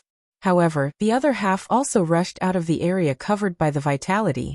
Throw team 300 meters in front, throw. When they finally managed to charge past the earth spirits, who had been plowed by the cannonballs, they were greeted by another round of grenades. However, no matter how many earth spirits rushed over this time, there were still 500 of them left. Suyu, Rinpoche shouted coldly. With such a big difference in strength, they definitely won't miss. Suyu's face was pale from the earth-shattering battle, and his legs were trembling as he spoke in a trembling voice. Set a small target first, such as 1 second. Remember, booksellers. Chapter 12:18. Since the beginning of the battle, Suyu had been sweating all over and trembling like a sieve. The fact that he could still stand here was already a testament to his courage. The ferocious earth spirit race, the flames everywhere, and the explosions in the distance were completely different from the wars he had participated in. Even though he already knew about it, it still made him feel like he was going to explode when he witnessed it. In Great Xia, the man-will experts were already squad leaders, and the earth-will experts were already experts. The current battlefield was completely different from the current one. The people of Great Xia and most of the Dayo people didn't expect such a war to take place on the other side of the world. This scene had already exceeded the imagination of most people. Looking at another group of foreign races charging up, Suyu quickly shouted, "The difference in strength is so great. They definitely won't miss their target." After he finished speaking, Suyu didn't feel anything. After all, he was also an earth-will expert now, and there weren't many earth spirits rushing over. However, those earth spirits had bloodthirsty and ferocious looks on their faces. They jumped onto the city wall from 100 meters away, and their mounts fell into the sea of fire. However, the earth spirits couldn't care less. Otherwise, they wouldn't even have the chance to jump onto the city wall. The mounts that accompanied them day and night fell into the sea of fire and screamed. This made many earth spirit soldiers feel as if their hearts were being cut by knives. Their murderous intent soared to the sky, and they couldn't wait to slaughter all the humans to vent their hatred. While still in the air, they brandished their sabers and slashed down. The sabers cut into human bodies, broke bones, and sprayed blood.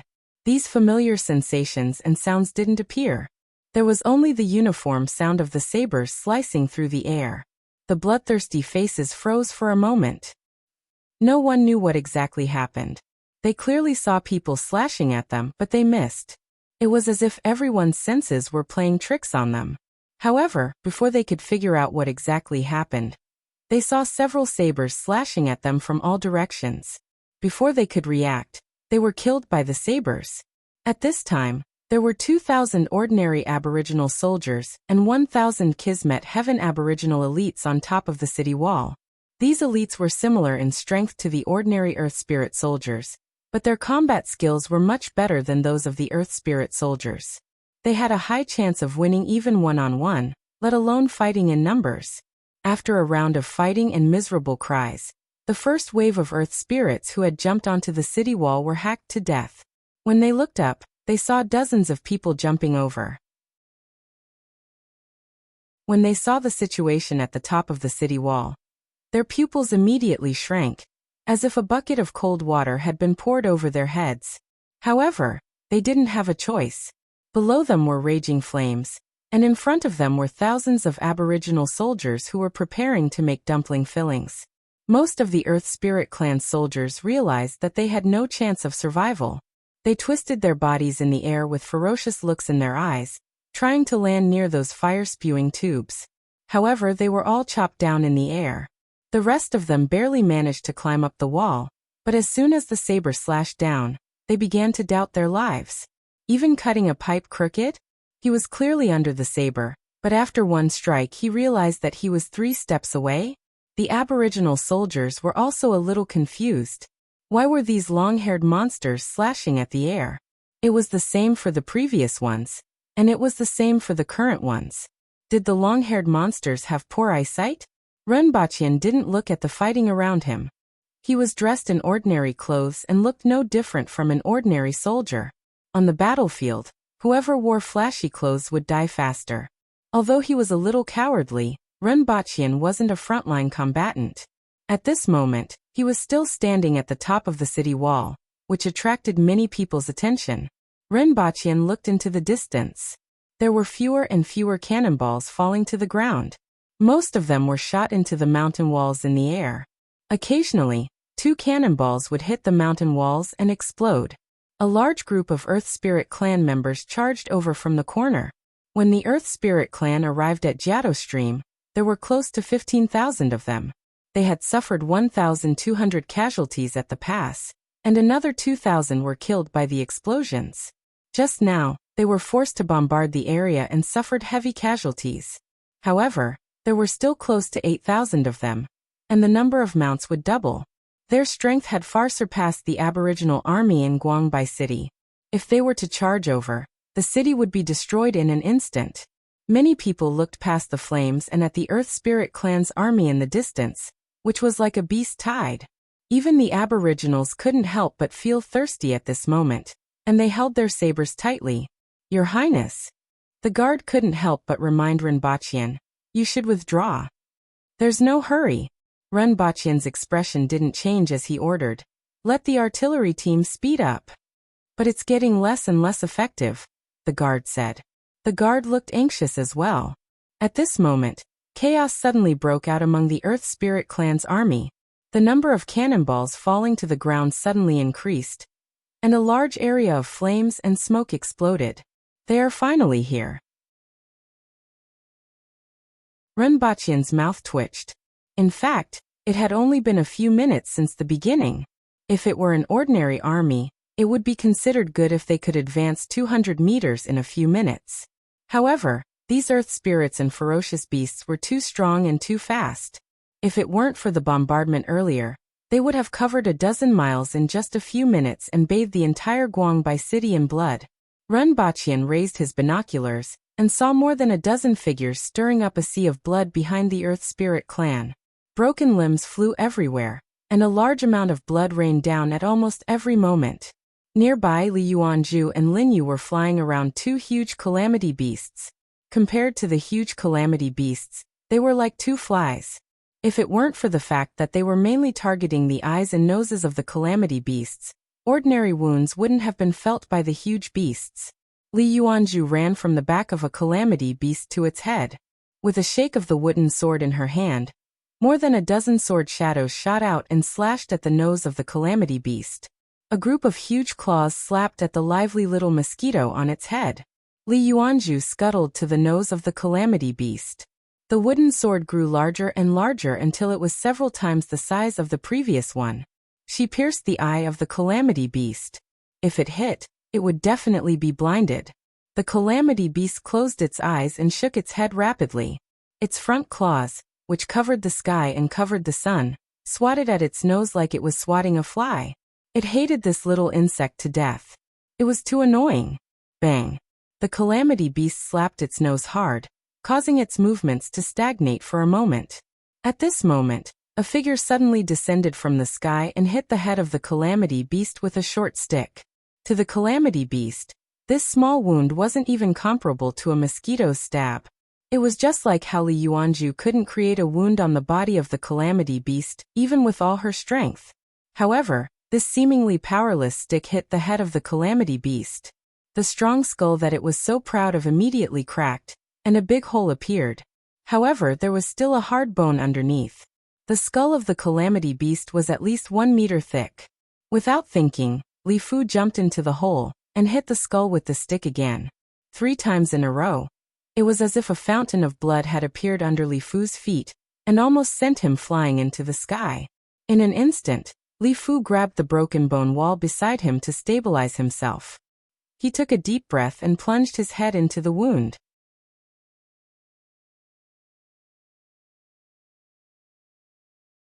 Chapter 12:19. The appearance of Li Fu and the other reinforcements immediately threw the Earth Spirit race into chaos. More than 50 longevity heaven experts could be said to be a force that could change the situation of the war at this time.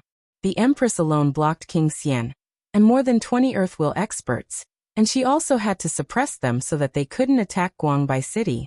The Empress couldn't even be seen in the sky, and all the Earth Spirit experts could see was their bodies exploding as soon as they recovered. The Empress had fought with them for so long, and she had always attacked them secretly. Even when she appeared, she would immediately retreat after one attack. She had never fought with them for such a long time.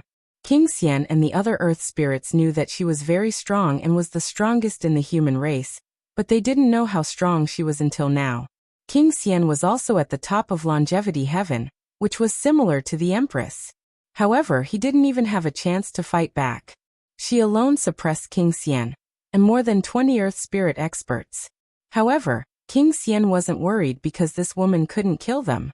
Apart from her, there were only a few strong humans, and they couldn't stop the army of the Earth Spirit race. Even though the ground behind him was plowed by the artillery countless times, he never worried and focused all his attention on the Empress. It wasn't until a giant beast of disaster let out a miserable howl, and its mountain-like body fell to the ground that everyone realized something was wrong.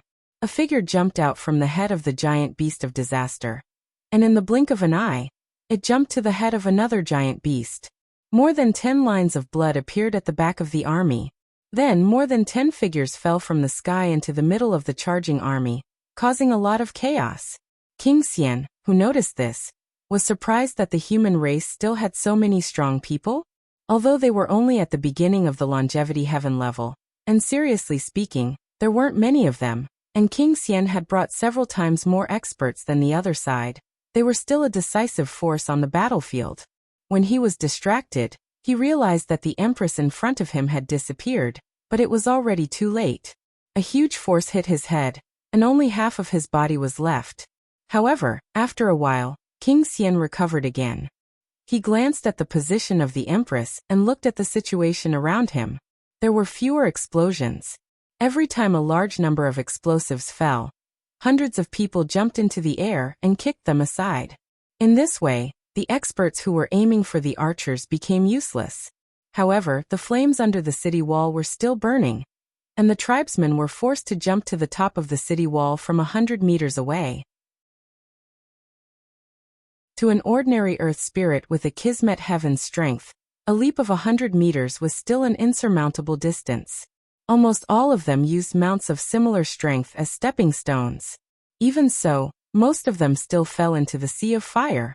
Even if some of them managed to reach the top of the city wall, they were already at the end of their rope. They were hacked to death the moment they reached the top of the city wall. In this way, it was like adding oil to the city wall. A small number of Earth Spirits were killed before they could even stand firm on the city wall. The Sage King suddenly felt resentful. After leading an army of 30,000 for 2 years, there were only a few thousand left, and they couldn't even climb the city walls of the human race. If they didn't destroy the enemy's wall, the rest of the clansmen would probably die here. How could he accept this? The Sage King took a deep breath. He took out a black crystal and crushed it. It was the road sign he had brought with him. He shouted, "Black Heaven God, your descendants and people are calling for you. We're willing to offer you blood and flesh, spirit and soul, past and future. Please help me to defeat this enemy." As soon as he finished speaking, the Sage King's body withered. His chi and blood exploded from the surface of his body and gushed into the sky. From afar, it looked like a pale red pillar connecting him and the sky. The Sage King's aura was declining rapidly. At this moment, a mirror suddenly appeared behind the Sage King. A whip lashed out from the mirror and pierced into the Sage King's heart like a spear. It was one of the reinforcements who had been waiting for the right time to attack. After all, the Sage King was at the top of the immortal level. No matter how weak his combat ability was, he couldn't be compared to beginner level and intermediate level people who could open up the sky and earth. The Sage King was overjoyed when he succeeded. A pretty girl's face appeared in the mirror. However, her expression changed as she looked up. A terrifying aura appeared in the sky above Guangbai City. The faces of the people in Guangbai City changed drastically. Everyone felt as though the sky was falling on their heads. Retreat. Quick. The Empress felt the terrifying pressure from the sky, and her voice was immediately transmitted to the top of Guangbai City. Renbaqian jumped down the city wall without hesitation. The aura was too terrifying and couldn't be withstood by anyone. If the Empress's aura was like a mountain, this aura was like a violent thundercloud that couldn't be resisted. Before Renbaqian landed on the ground, he was grabbed by a big hand and dragged away at a speed that was 10 times faster than Renbaqian's. Renbaqian couldn't care less about who grabbed him. He turned his head and looked at the sky. He was shocked to see a black hole in the sky and a huge, hideous, greenish-black palm stretched out from it. At first, it was only a few dozen meters in radius. However, what was surprising was that the palm grew bigger and bigger. It was 3 kilometers in radius and slammed down with a terrifying aura. Boom. With just one palm, the entire city wall disappeared. There wasn't even a flying gravel. It was pressed directly into the ground. The oil storage tanks behind the city wall that were used to store diesel exploded. When the palm was raised, it turned into a sea of fire. Renbaqian's eyes widened. This hand was too terrifying. Was the owner of this hand the so-called Black Sky Deity? Although he already knew about the Black Sky Deity and that the Empress had injured his hand with a nuclear bomb, he only understood how terrifying it was after seeing it with his own eyes. Moreover, that hand gave him the feeling that it was as if he was swatting a fly to death casually and lazily. It wasn't fast and was just a casual slap. Following which, the second slap landed on the center of the square. Boom. There was no explosion, but the entire square disappeared. A huge pit that was 3 kilometers in diameter and more than 10 meters deep appeared on the ground. Renbaqian's heart immediately tightened. The artillery regiment was gone. He didn't know how many of them survived. Even though Tonglan and the rest were hiding far away, they were underground, and he didn't know if anything had happened. This made Renbaqian subconsciously look to the other side, trying to find some clues from the ground. If the place where they were hiding collapsed, the ground would definitely change. Fortunately, there didn't seem to be much change, which made Renbaqian feel relieved. The giant hand raised again, and was about to slap down again when it suddenly paused. There was an exclamation in the air. Then, it increased its speed by 10 times and slammed into the Jiao stream. Renbaqian's face changed. The other party slapped in the direction where the Empress was. The other party remembered the Empress and discovered her. A loud roar and the raised dust obscured his vision. Renbaqian vaguely saw a landslide. One side of the Jiao stream was directly smashed by this slap. Renbaqian's face immediately turned pale. Could the Empress withstand this slap? Humph. A cold snort came from the sky. It sounded like the owner of this hand wasn't very satisfied. However, the hand shrunk until it was dozens of meters in radius and retracted. The hole in the air also disappeared. Go back. Renbaqian hurriedly shouted. The one who grabbed him was Shiwanya. Without waiting for Renbaqian's instructions, he hurriedly ran back.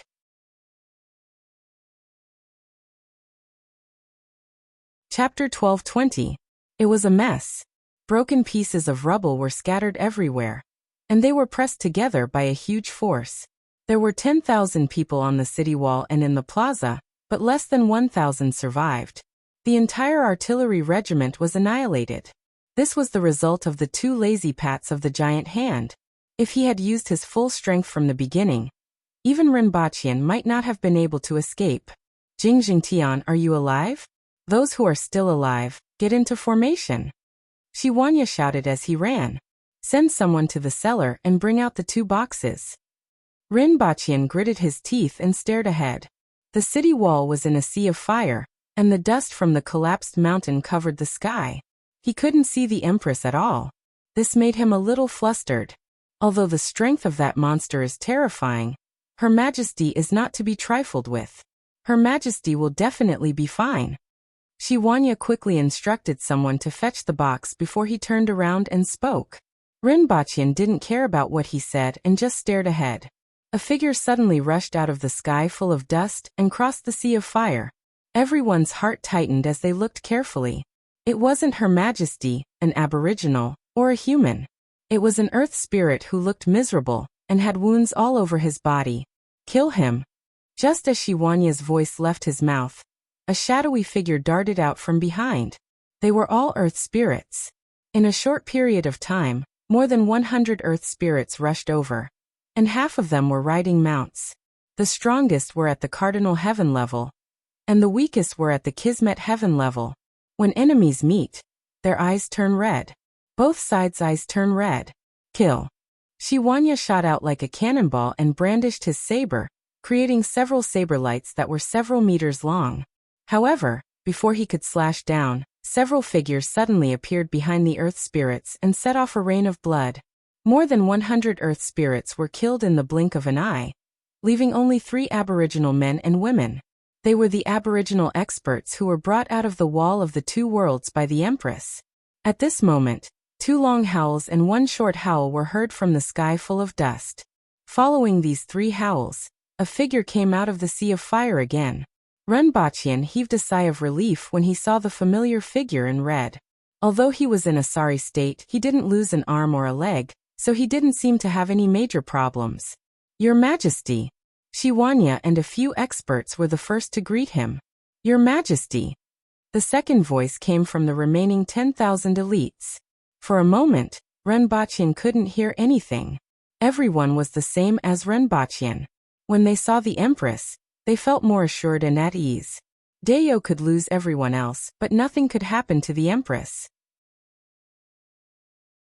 It's good that you're all right. It's good that you're all right, Rinpochian muttered to himself. Just now he was really frightened. It was as if he had fallen into an ice house. They've retreated. The Empress turned her head and looked at the dust that had yet to dissipate. She didn't look too good. Retreated? Shiwanya was puzzled. Why would they retreat now that the city walls were gone?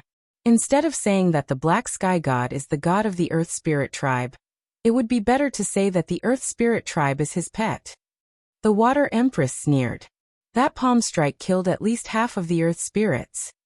This result was out of everyone's expectations. No one had expected that half of the Earth Spirit clan's remaining army would be slapped to death by their own god. It sounded like a joke. Everyone felt a little sad for the Earth Spirit tribe.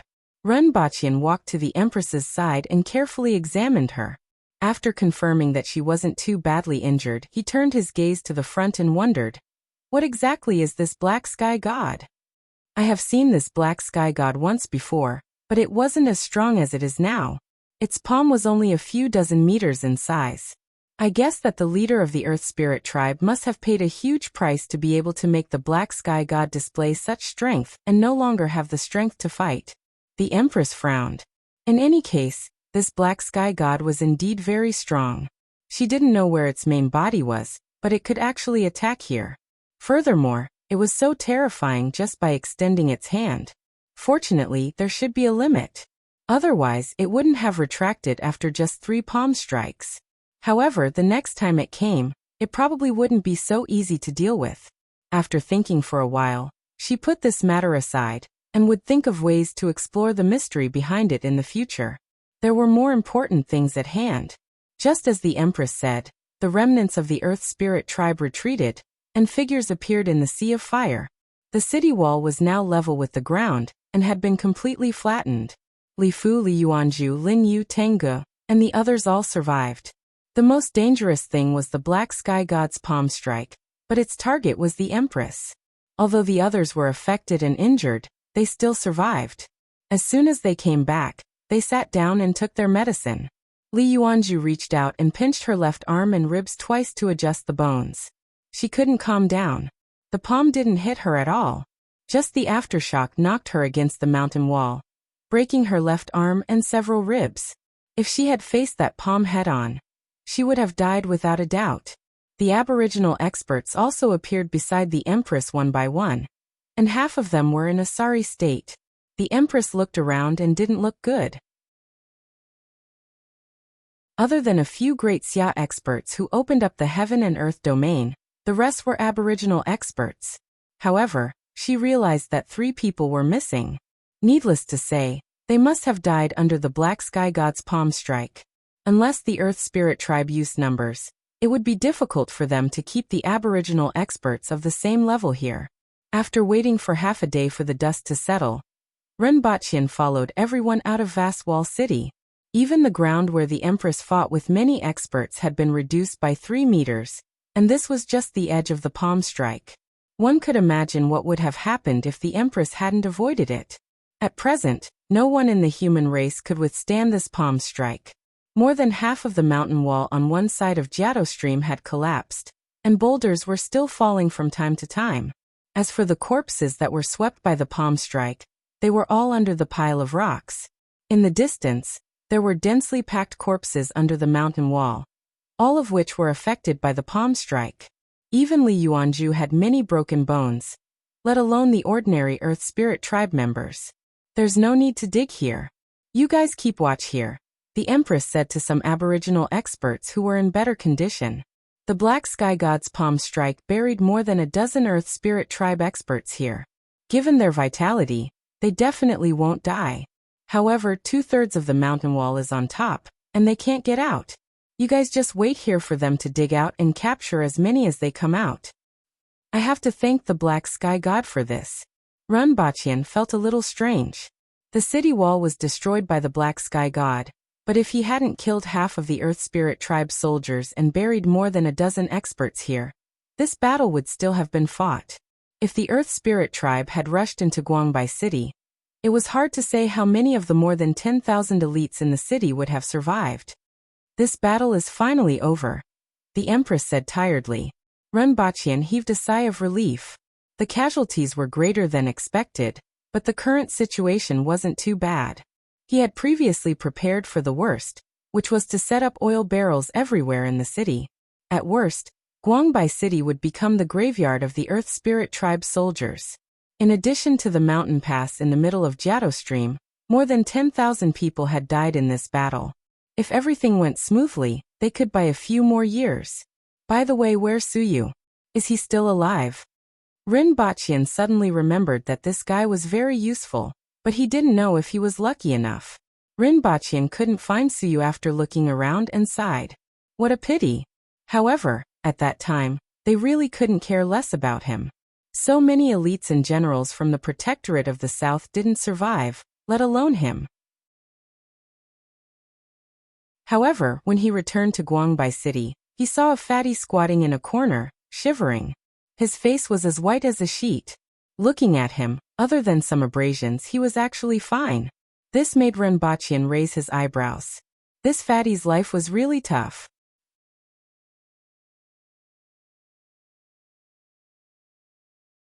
Chapter 12:21. He was not in a hurry to dig out the Earth Spirit Clan's experts buried at the bottom of the mountain. He would wait for them to dig themselves out. When they were exhausted, he could capture them and bring them back as samples. One could never have too many samples. The celebration banquet would be held 10 days later, and the Earth Spirit Clan would need at least a few months to leave the 100,000 mountain range. Moreover, they had changed their route, so they might spend more time. That was because there was nothing to eat on the way here. Everything that could be eaten had been eaten by them. Even with the ferocious beasts that had just moved over, it would be difficult for them to sustain the remaining 4,000 earth spirits. The people who had been monitoring the earth spirits had to continue watching them. However, everyone was much more relaxed now. Back then, the earth spirit race's army of tens of thousands had brought a similar number of ferocious beasts. Even the weakest among them had the strength of a blessed heaven, and there were close to 100 longevity heaven experts. If it had been the human race in the past, this group of earth spirits would have been able to kill all of them. It took a few days to clean up and repair Guangbai City. Since it was already built, there was no need to not make use of it. Only after everyone had recovered from their injuries did they start the celebratory feast. The casualties of the human race were not small. In the end, Black Sky God's 3 slaps killed 10,000 people. However, by paying such a price, he managed to gain a few more years. According to previous calculations, the longest would be 6 years and the shortest would be 3 years. If the Black Sky God directly sent down some kind of divine decree, the Earth Spirit Clan's army would attack in another 3 years. Furthermore, his strength was several times stronger than it was now. At that time, it was very likely that the Black God would strike again. No matter how much confidence he had in the Empress, Renbachian didn't think that the Empress would have the strength to contend against the Black God after 3 years. However, Renbachian wasn't too worried about this. At most, he would just bombard the invading enemy with a rain of nuclear bombs. So what if the Black Sky God descended again? From the previous time, it could be seen that if he wanted to make a move, there were many restrictions. The war between the races wasn't something that could be decided by an expert who was restricted in various ways. After the celebratory feast, Hua, who had just arrived at Anchuan City's largest protectorate, stuck out his tongue at the Empress and said, "I won't be a third wheel and disturb the two of you. Other people only live apart for a few months, but you two have been apart for more than 10 years. Get lost." Renbachian waved his hand in disdain. "Am I your biological child? Oh, it's a gift from topping up the game? Since you're my father, I won't complain to the queen about you staying at the brothel every night." Honeysuckle made a face and skipped out of the room.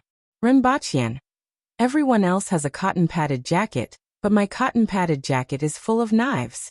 The Empress looked at Renbachian and revealed a spurious smile. She didn't really care about Hua's nonsense.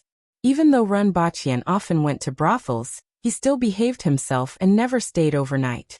But that did not prevent her from frightening him a little. Since they were husband and wife, they had to have a little fun with the whip and candles. Fortunately, Renbachian wasn't easily intimidated. After so many years, an honest person had also become a troublemaker. He got up, walked behind the Empress, hugged her, and rested his chin on her shoulder.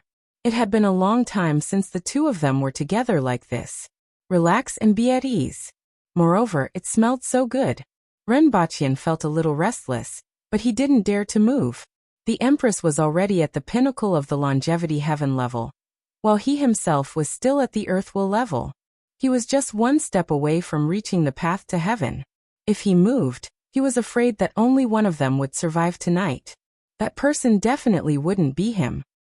What exactly is that Black God? Renbachian had been pondering this question for a long time. He had also interrogated those Earth Spirit race experts for a long time, and obtained some information. The Black God had never shown its face. It lived in the so-called God realm. This was similar to any religion. It was too lowly for a god to live with a human. However, the Black God could attack from an unknown distance.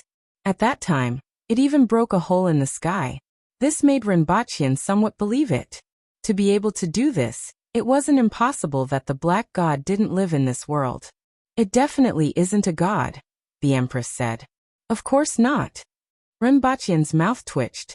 Even though it wasn't a god, the Black God's strength couldn't be underestimated, and could be considered terrifying. Renbachian was just curious about what exactly this Black God was.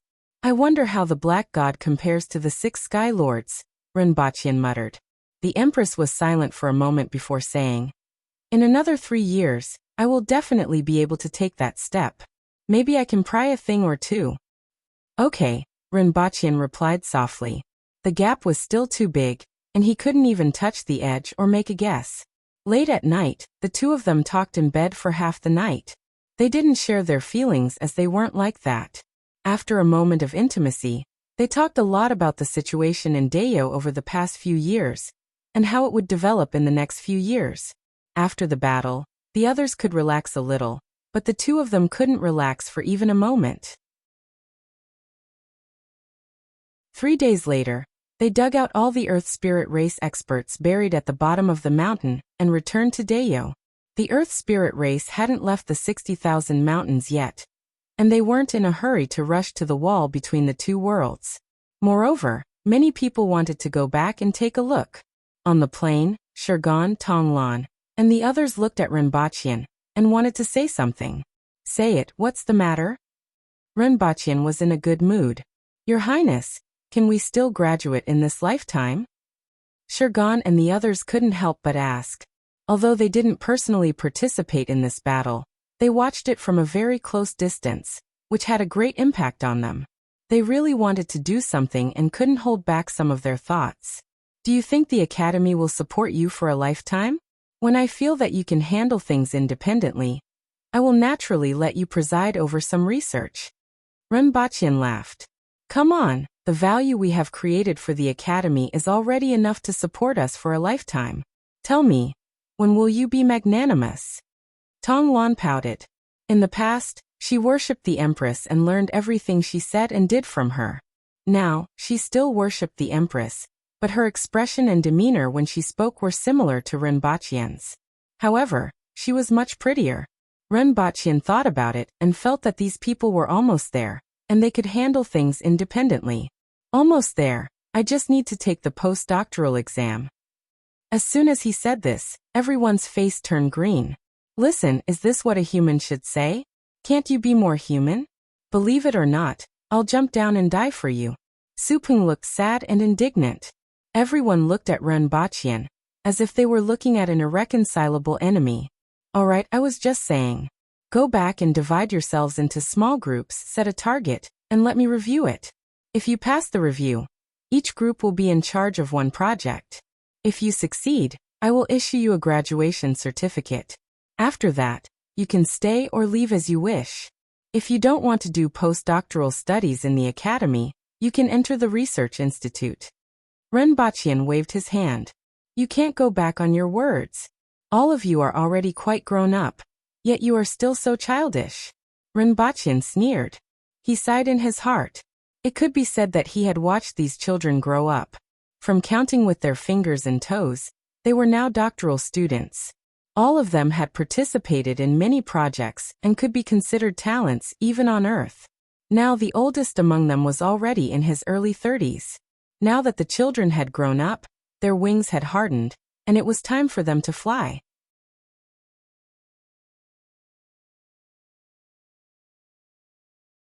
Chapter 12:22. The plane arrived at the capital in the middle of the night. The Empress looked out the window at the city outlined by countless lights, and didn't look away for a long time. It's so beautiful, the Empress said after the plane changed directions and couldn't see the most prosperous area. This was the second time she had been back in more than 10 years. Every time she saw the prosperous imperial capital, she would feel a burst of satisfaction. This was her country.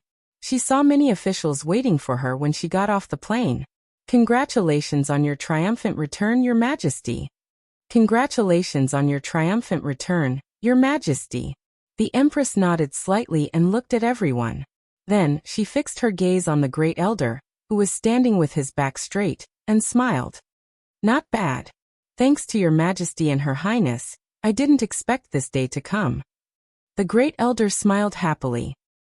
It's your blessing, Great Elder. This is a joyous occasion, the Empress said with satisfaction. The moment she got off the plane, she realized that the Great Elder had broken through. The Great Elder had been seriously injured when he was young, and his body was damaged.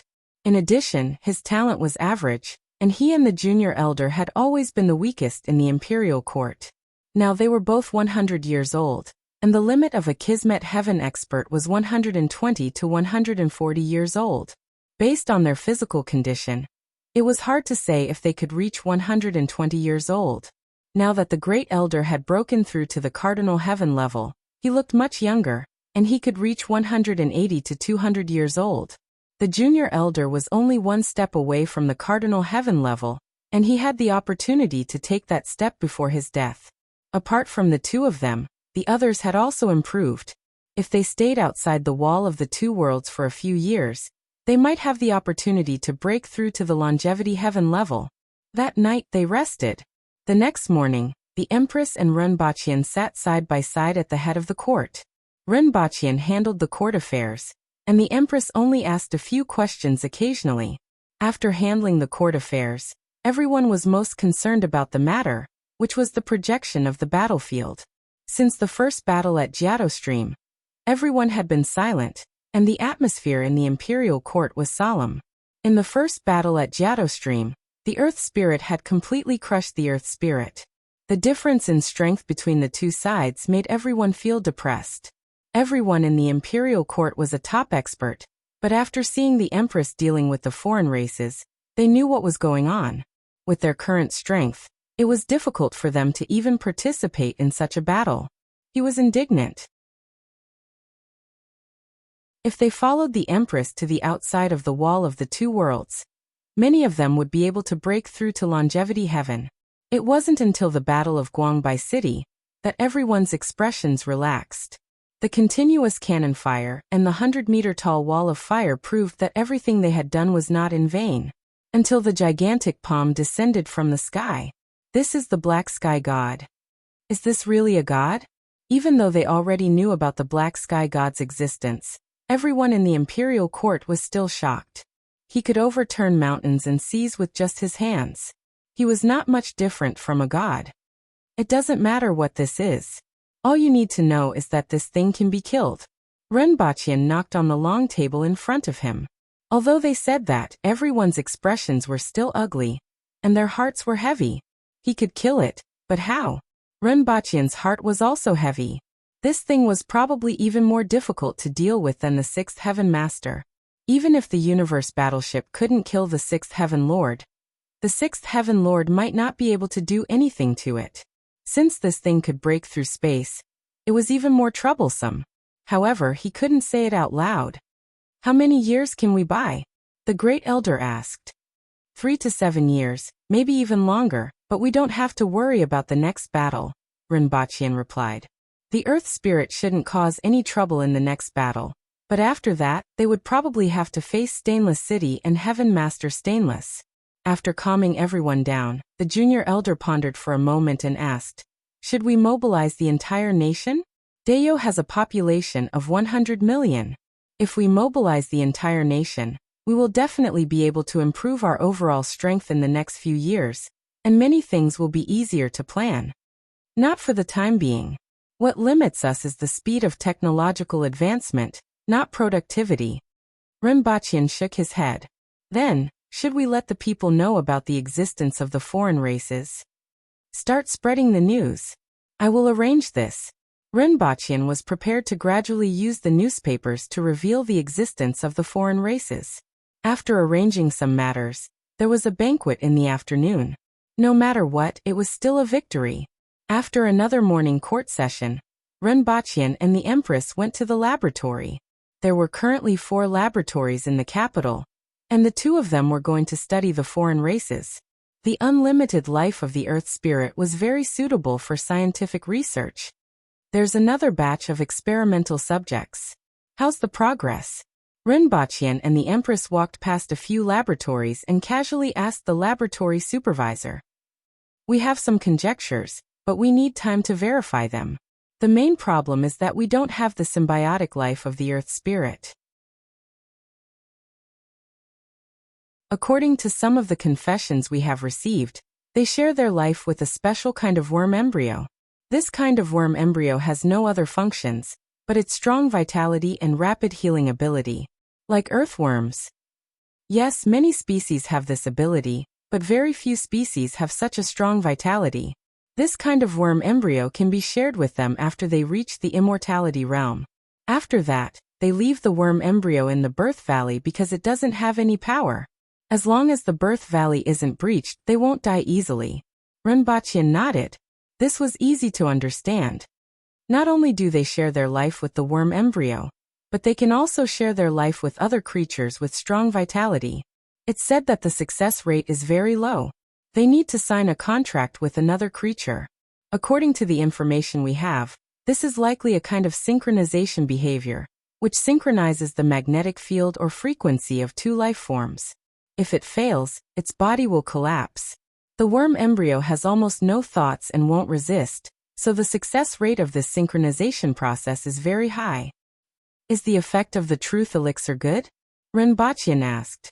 It sounded like there had been rapid progress recently, and there should be a breakthrough in the truth elixir. Yes, we added a phenothiazine drug and a pseudophysalis plant called Chingsu to the thiopental sodium. After using the aphrodisiac on them, they can forcefully suppress their brain's central nervous system, causing the earth spirit to enter a hallucinatory state. However, it's still very difficult to find information about the Black Sky God. Every time we ask about the Black Sky God or related information, they will enter a state of confusion, and their brains have even exploded a few times. It doesn't matter. Anyway, it's very difficult for them to die.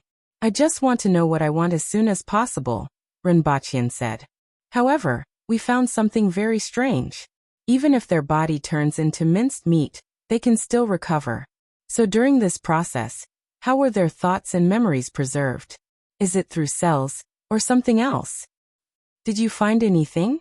Yes, we found that in the process of their death and resurrection, there is an extremely strong existence of electromagnetic waves with a frequency of around 280 Hz. Rinpoche stopped in his tracks, turned his head and looked incredulous. This is radio frequency waves?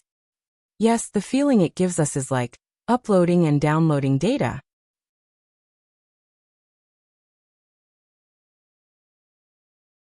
Chapter 12:23. The person in charge of the laboratory also had an incredulous look on his face as he spoke. At the moment of their death, this electromagnetic wave will appear, and it's very strong. After that, we tried to extend the time it takes for them to recover, leaving a blank period in between to confirm this. When they come back to life, the same electromagnetic wave will appear. The former is the outgoing data, while the latter is the incoming data. During this process, their bodies will only have biological instincts. Rinpoche took a long time before exhaling and saying, "This is really an amazing discovery. Are there any more discoveries? For example, where are these electromagnetic waves emitted? How far are they from? How do we block them, and can we analyze the information from them?" These electromagnetic waves will disappear after being transmitted more than 3 meters away, as if there is an invisible door in the air, and the electromagnetic waves have entered it. When Rinpoche heard this, he subconsciously thought of the Black God. This was the same method that the Black God used to suddenly appear out of thin air. At the thought of this, Rinpoche's face turned ugly. He didn't know if the Black God would use this method to locate this place. The Black God was too mysterious, and no one knew what kind of abilities it had. Make arrangements to separate the Earth Spirit's research and transfer it to another laboratory. I will give you 3 days. Understood. Although the person in charge didn't know the details, he still agreed. Rinpoche and the Empress walked around and understood the situation of this laboratory. After leaving, they immediately arranged for a new laboratory. They would use the original Mount Genesis laboratory. This laboratory was in the capital, and it would be too dangerous if the Black God found it. Even if the possibility was very small, Rinpoche didn't want to take this risk. The Empress asked. She didn't understand technology, and didn't know what electromagnetic waves and rays meant. Seeing that Rinpoche was so anxious, she had some guesses. It's radio waves, the same as the radio station we use. However, unlike the radio station, I suspect that it uses electromagnetic waves to transmit and receive data. At the moment of their death, their memories and thoughts are transmitted to an unknown place. When their body recovers, they receive their memories and thoughts. You mean the Black God? Don't memories follow the soul? The Empress understood half of it. Rinpoche shook his head slightly and said, "There hasn't been much progress in the study of the soul. Besides, they aren't humans, and the appearance of those electromagnetic waves is very strange. Be careful just in case. Bring the Earth Spirit race to Earth and kill one of them to find out. The Water Empress said after thinking for a while. Rinpochian was stunned for a moment before a smile appeared on his face. Good idea. Even though the Empress didn't know much about technology, this idea of hers was indeed brilliant. I'll go back today and arrange for a laboratory to be prepared. Also, you should go back to take a look. My parents thought we were divorced. The Empress snorted, glanced at him, and said, If that day really comes, I will bury your head in the 60,000 mountains. In her eyes there was no divorce, only life and death. After all, it has been 40 years. Rinpochian sighed. More than 10 years had passed since the Empress left for the 60,000 mountains. Even Hua was about to reach his 16th birthday. 40 years had passed on Earth. He hadn't seen his daughter-in-law for 40 years, so he could imagine what his parents were thinking. If it weren't for the fact that he controlled the winged cavalry, and the large number of Earth wheel experts that he had nurtured over the past few decades, perhaps others would have some ideas. Decades had passed, and there were already a large number of man-wheel experts on Earth. However, the Earth wheel experts were still the top experts. Earth wheel experts were the limit. Now, whether it was Rinpochian or others, everyone understood that Earth couldn't produce spirit wheel experts because it lacked something. However, there was still the Horned Dragon Galaxy. There's one more thing before we go back. The Empress blinked and smiled meaningfully. What is it? Go to the brothel that you often go to tonight. It's called Lantern Tower, right? The Empress teased. Rinpochian was confused. Are you out of your mind? I was wrong. Go. Rinpochian decided to bow down to the big boss. For half the afternoon, he and the Empress stayed together in the palace. He didn't try to signal the Imperial Guards to inform them. It was useless to signal them because they didn't have the brains to do so. The most important thing was that he sat upright. When the city was brightly lit, Rinpochian and the Empress, who had changed into men's clothes, went to Zhangtai Street. They walked to Zhangtai Street. Lantern Tower, is this it? The Empress asked, but she didn't have any intention of asking. As soon as they walked in, someone came to greet them. Oh, it's a distinguished guest. Circe hasn't been here for a long time. Please come in. The Empress tilted her head and thought for a while. She looked at Rinpochian and asked, Old driver? Rinpochian nodded his head solemnly. The Empress actually guessed it right. The receptionist felt strange. This old guest didn't look like he was here to have fun. Instead, he looked like he was here to be tortured. After entering the main hall, another madam took over and greeted them with an eager face. The Empress had put on makeup previously, and didn't know how she managed to make a fake Adam's apple. In addition, she was full of heroic spirit, so the madam didn't notice it. Call that Miss Zhu over. I have been thinking about her for a long time. I want to see her today, the Empress said in a low voice, sounding somewhat neutral. She has been waiting for you for a long time. She will definitely be happy to know that you are here. Just her. Rinpochian coughed lightly. Also, send a table of good wine and dishes. On the second floor, the two entered a room. The Empress turned around and opened the window. She could see the corridor outside and the singing and dancing in the hall below. You really know how to enjoy yourself. Although he said that, he wasn't really angry. Instead, he was quite interested in the singing and dancing below. Considering that she had been in the deep mountains and forests or the vanguard for the past 10 years, it was already very bitter. Not long after, a girl of 17 or 18 years of age with delicate features walked in gracefully and bowed to the two of them. Greetings, Mr. C. Greetings, young master. Zhuer pays her respects. The maid outside the door entered the room, put the zither on the zither stand, and then withdrew, leaving Zhuer inside. Zhuer has just learned a new song. Would Mr. C and young master please comment on it? Not long after, the sound of a zither rang out in the room.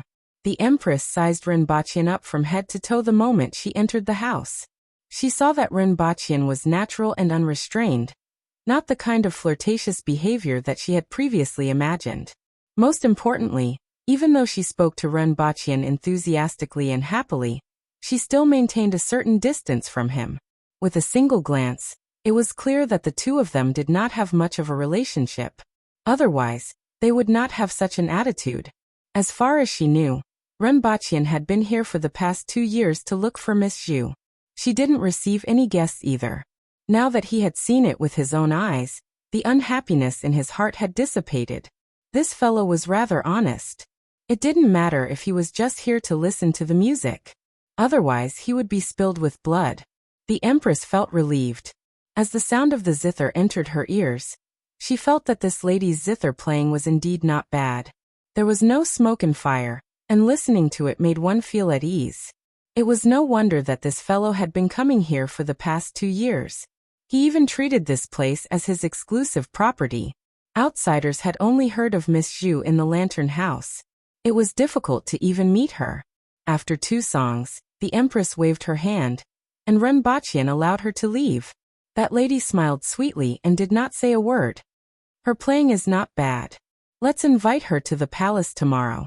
After Renbachian left, the Empress played with her wine glass with a faint smile on her face. Forget it. Renbachian waved his hand. Afraid that I'll be stingy? There are so many musicians in the palace. It doesn't matter if she's one more. The Empress sneered. If something really happened between the two of them, they naturally couldn't be kept. Since there was nothing going on, the Empress would not be a villain. It was rare for her to be generous, but this fellow was actually so suspicious? You don't understand. The atmosphere is different. Renbachian laughed. The Empress's face immediately turned black. Home flowers don't have the fragrance of wildflowers, right? Listening to music in the palace is not as good as listening to music in the brothel, right? Which flower is more fragrant than your majesty? However, the latter sentence is true. Renbachian chuckled. It was just like how many people like to go to internet cafes to play games. Listening to music in the palace was indeed not as good as listening to music in the brothel. The Empress gritted her teeth. In the end, she couldn't control her feet. Set a small goal first. For example, remember in 1 second, booksellers.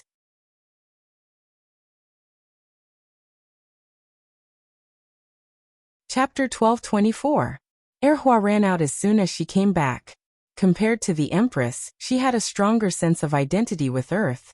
This was her second home. In particular, the delicacies, technology, and various luxuries on Earth were her favorites.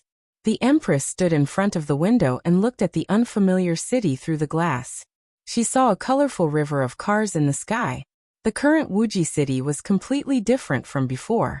Buildings that were hundreds of meters tall could be seen everywhere in the distance. Starting from the city center, the buildings became taller as they moved outward. Projection advertisements appeared in the gaps between the tall buildings and above the river of cars. How do you feel? Have you ever woken up and realized that you have become a primitive person? Renbachian smiled as he sat on the sofa and pressed a button on the coffee table. Messages popped up in the air. The Empress looked away from the distance and turned around. It's a mess. She didn't like the world outside the window. The world is developing and it won't stay the same. Renbachian shook his head. Now the country had implemented new traffic laws and opened up some air traffic control. For example, the river of cars in the sky was a road in the sky that was 100 meters above the ground. It was said that they were discussing the opening of the second level of the sky passage. There were many changes on Earth, and the Empress could only see the changes on the surface. With the development of society, the ideology of the entire society, as well as other things that could not be seen or touched, were the real changes. Even Renbachian often felt that he had fallen behind, let alone the Empress who hadn't been back for decades. These people are really bold. Renbachian leaned back on the sofa after reading an email and thought about it. What do you mean by bold? The Empress sensed that there was something wrong with Renbachian's words and walked over to sit beside him. Renbachian raised his chin. They are in contact with the 8-armed race. There were a total of 2 planets with life in the Horn Dragon Galaxy. One was the 4-leaf grass planet where the Thunder Barbarians lived, and the other was the planet where the 8-armed race lived. Currently, the Thunder Barbarian King was still searching for the Earthlings. The Earth had failed to kill him several times, and both sides were like fire and water, with no possibility of reconciliation. Furthermore, the Thunder Barbarians had dug a large number of tunnels under all the cities to prevent nuclear bombs from falling from the sky. Under such circumstances, it was not strange for Earth to come into contact with the octopus race on another planet. The other planet was different from the four-leaf grass planet. The four-leaf grass planet had a continent with only wild beasts and no lightning barbarians. That was why humans had built an outpost base there. However, the other planet was different. There were traces of the Ba Bai race's activities on all the continents. This time, the Earth had learned a lesson from their dealings with the Thunder Barbarians. The first time they came into contact with the king of the octopus race, they had witnessed the strength of the humans, which laid the foundation for the peaceful and friendly bilateral talks between the two sides. Another important point was that the Ba Bai race had a higher level of civilization, unlike the Thunder Barbarians. Rinpoche said that they were bold, not because of their contact with the eight-armed race, but because a team of envoys from the eight-armed race was on the way to Earth with the spacecraft. A group of rabbits invited wolves to their house as guests. The Empress's description was very accurate. The difference between them was even greater than that between a rabbit and a wolf. "I'm counting on you to support Earth," Rinpoche replied. One could imagine what the Ba Bai race would think when they came to Earth and found that it was full of weak Earthlings that could be killed with one slap. There was simply nothing better than having powerful weapons and the ability to fly in space. They were so weak that they weren't even worth mentioning. It was like a 3-year-old child holding a rare treasure in one hand and a water gun in the other. However, if there were experts on Earth who were similar in strength to the Ba Bai race, even if they were slightly weaker, with powerful weapons, it would be a different situation. The two sides were likely to reach a bilateral cooperation, trade, exchange, and mutual assistance agreement. It was very likely that they were planning to use the power of the Ba Bai race to deal with the Thunder Barbarians. Previously, they wanted to use the power of the Empress to deal with the Thunder Barbarians, but were rejected by Rinpoche and even flipped the table. This time, the Empress would definitely support Earth by inviting the Ba Bai race to her house. Fortunately, the Empress wasn't outside the barrier between the two worlds. Otherwise, it would take her more than half a year on Earth to rush over to support Earth. There's a tiger at home and a pack of wolves outside. Perhaps they are planning to use external forces to deter me. The Empress smiled until her eyes were squinted, and there was a cold glint in her eyes. Then she waved her hand and said, "It doesn't matter." Rinpoche nodded slightly. What the Empress said was inevitable. With such a person at home, it was inevitable that some people would have other thoughts. However, this was a small matter, and Rinpoche didn't care about their thoughts. In any case, the two of them were firmly tied to the Earth. The news was sent through Renwanyan. He reckoned that it was to let him be mentally prepared, and that the official documents would be sent over after some time. Nowadays, planes were faster, and it was easier to apply for air routes. That night, Rinpoche brought the Empress and Erhua to his hometown in the northeast. Decades had passed, and this place had changed a lot. However, compared to Wuxia City, it was still vaguely the same as it was in the past. Will Grandpa and Grandma be scared when they see Mother Empress? It's been more than 40 years, and you two have been married for even longer. You look just like my sister. It's scary, Honeysuckle mumbled in the car. His eyes kept darting around, making him look like a mischievous spirit. Last time, they even asked me in a roundabout way how long it had been since I last saw Mother Empress. I reckoned that they wanted to ask if I had divorced. Then, you told them that you haven't seen her in decades? Rinpoche slapped her on the head. Stop slapping, it's going to hurt. Erhua covered her head and smiled until her eyes were squinted. He could vaguely see the Empress's eyebrows, but this mischievous look was unlike anyone else. Then they were almost in tears. Even after the divorce, they still had to come back to see their child. The Empress's face darkened, and she slapped Erhua on the head as well. You two are a mixed duo. Honeysuckle retreated backward. A slap from a Mother Empress would hurt a lot. Her brain was almost slapped out. In a villa area in the small city, the flying car stopped in front of a small courtyard. After entering the password, the door opened automatically. Grandpa, Grandma. Erhua slipped into the house. You are back. A joyful voice came from inside. There was also a muffled aunt. As Ren Baqian and the Empress entered, the expressions of the people in the house froze. They were indescribably shocked. Dad, Mom. The Empress's voice was squeezed out from the gaps between her teeth, and it carried a gust of cold air. I have already said that she has some matters to attend to. Ren Baqian chuckled and hung his clothes at the side. The family quickly became lively again. Ren Baqian's parents were in good spirits as they inquired about their well-being. However, the atmosphere was a little strange. It wasn't because of the Empress. Ren Baqian and Erhua were often like this when they came back. Ren Wanyan was already over 70 years old. Even if he took good care of himself, coupled with martial arts and medicine, he still looked to be around 50 years old. Ren Wanyan was also over 40 years old. Even his son Ren Kai, who called the Empress aunt just now, was almost 20. Ren Baqian looked to be around 30 years old. Erhua looked to be 17 or 18. And the Empress, who hadn't been seen for a long time, was still 20. They looked like twin sisters when they sat together. The 70-year-old addressed the 30-year-old as brother, and the 20-year-old as sister-in-law. The 20-year-old addressed the 17-year-old as aunt, the 30-year-old as grandpa, and the 20-year-old as grandma. The Empress's body stiffened when she heard Ren Baqian address her as grandma. This table of people sitting together was too messy.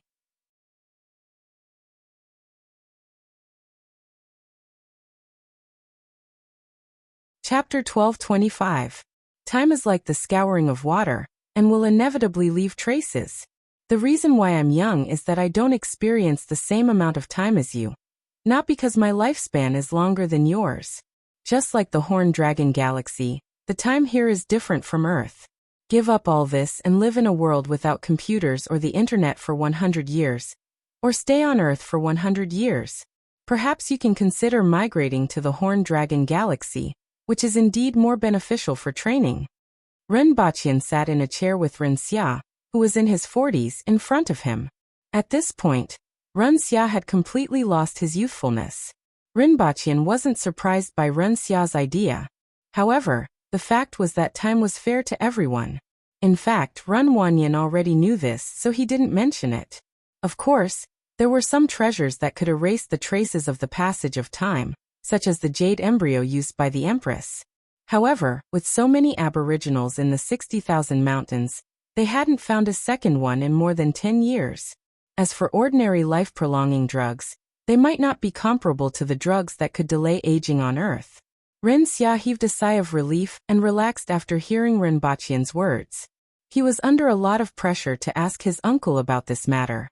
He didn't doubt Ren Baqian's words at all, because they were in line with his understanding. Moreover, Ren Baqian rarely appeared in front of people, and had been like this for the past few decades. It wasn't just him, but also Lu Hua. After changing his posture to make himself more comfortable, Ren Xia thoughtfully asked, Uncle, when do you think there will be a chance to migrate to the Horned Dragon Galaxy? There were many things on Earth, and he knew much more than Ren Baqian. However, he had to see what Ren Baqian had to say about this matter. Let's see the agreement between those people and the eight-armed race. Migrating to the Horned Dragon Galaxy wouldn't be to the planet where the eight-armed race was located, but to the planet where the Thunder Barbarians were located. The eight-armed race probably wouldn't mind expanding their territory to another planet. Ren Baqian and the Empress stayed in this small northeastern city for a few days before returning to Wuxia City. The day before they returned to Dayo, Ren Baqian received a call from someone. The eight-armed race had just set off from the space station outside the node. It was a huge transit station that could accommodate 5,000 people, tens of thousands of robots, and a huge amount of resources. There were a total of 26 people from the eight-armed race, and 3 of them had an energy value of 30,000. The highest had even reached 45,000. There were still 2 months before they arrived on Earth. After returning to Earth again, he made a special trip to the imperial capital to meet many people. and the talks went smoothly. When it was time to stand up, they should stand up, and when it was time to ask for benefits, they should also ask for benefits. This wasn't the first time that both parties had dealt with each other. Although there had been several batches of people over the years, most of those who had retired were still alive. The newcomers also knew of this special existence and would communicate with him a few times, so they weren't too unfamiliar with him. This time around, both parties had their own needs and were well aware of each other's intentions. Rinpoche wouldn't make any excessive requests, so it could be considered harmonious. Next, he would return to Dayo and wait for the arrival of the Ba Bai clan. Before that, he had something more important to do. In the palace of Dayo, the Empress sat in the courtyard with one hand supporting her cheek, and the other playing with a wine glass. Following her gaze, she could see Rinpoche sitting cross-legged in the main hall. At this moment, 16 elemental crystals the size of 2 fingers were placed around Rinpoche. Rinpoche closed his eyes and immersed himself in darkness. Dong, dong, dong. Every minute, the earth would jump, and some invisible and intangible things would flow into Rinpoche's body. This was the chi of the earth embryo. With the help of this chi, Rinpoche condensed his essence chi into a ball, and used it to collide with the invisible barrier. Although the barrier couldn't be seen, it was extremely hard. After 2 years and countless collisions, Rinpoche only felt a slight loosening. Now the loosening was getting bigger and bigger. Rinpoche accumulated his strength in the darkness. Every time his strength reached its peak, he would use the chi of the earth embryo to collide with the barrier. After an unknown period of time, Rinpoche vaguely felt that there was a slight difference after this collision. He seemed to have heard a crack. It's about to open. Rinpoche was elated. Open. Rinpoche gathered his strength again and shook it. Open. On the 10th time, he felt a crack appear on the barrier. Open. Open. Open. On the 20th time, the crack became bigger and bigger. Open for me. On the 30th time, the barrier was finally broken by him. The crack completely split open, and boundless energy poured into his body from the top of his head. It was as if a skylight had suddenly been opened in a dark and stuffy room without any doors or windows. Light shone through the crack and illuminated Rinpoche's spirit. The boundless energy continued to pour into his spirit. Rinpoche felt that his spirit was getting bigger and bigger, like a fatty full of energy. At the same time, there was a huge change in Rinpoche's sea of knowledge. The quiet and lifeless universe seemed to be blown by a gust of wind. The entire universe suddenly came alive, and some indescribable changes were happening. The Empress, who was sitting in the courtyard, felt a gust of wind in the palace. With Rinpoche as the center, all the energy emitted by the crystals was absorbed into his body. More energy swept in from all directions, forming a tornado that soared into the sky. The eye of the tornado was where Rinpoche was. Mother, father has broken through. Duo Hua came out of nowhere. Wow, that's really worth celebrating. The Empress smiled and nodded. She had spent a lot of effort and used a lot of heavenly treasures. Back then, even the treasury of the palace was emptied. Rinpoche had finally reached this step. It wasn't easy. With the energy emitted by the crystals as a supplement, Rinpoche didn't take too long to break through. In just 2 hours, the wind above the palace had dissipated. However, the energy that was constantly emitted was still flowing into Rinpoche's body. After another 2 hours, Rinpoche opened his eyes with a smile on his face. He had finally broken through and skipped the path to heaven. His spirit was connected to the energy of heaven and earth, and he had directly reached the level of the spirit wheel. With a flick of his finger, he felt an immeasurable amount of energy condense at his fingertips. A pillar of fire that was slightly thicker than his finger and several meters long shot out. With a flip of his hand, the pillar of fire was extinguished. He raised his palm, causing the ground to tremble. Then, a row of stone needles that were more than 1 meter tall popped out. With another wave of his hand, boundless water fell from the sky. Rinpoche tried using the 5 elements and was finally able to operate them as he wished. It wasn't easy. Congratulations, father. Congratulations. Duo Hua came in from the main hall with a smile. With a flick of his finger, a fist-sized stone ball appeared out of thin air and smashed toward Duo Hua's head. Duo Hua was even faster and disappeared in a flash. Yao Yao's clear voice fell from the sky and said, "You want to hit me as soon as you wake up?" Renbaqian laughed and moved his feet. The ground shortened under his feet, and he arrived in the courtyard in one step. The Water Empress let out a soft cry of surprise as a look of surprise appeared in her eyes. Now that I have broken through, I understand that I can only be considered to have truly mastered the ancient scroll of methods. Renbaqian smiled. He was extremely happy. The spirit wheel was only the foundation of the ancient scroll of methods, and it was only now that he was able to shine.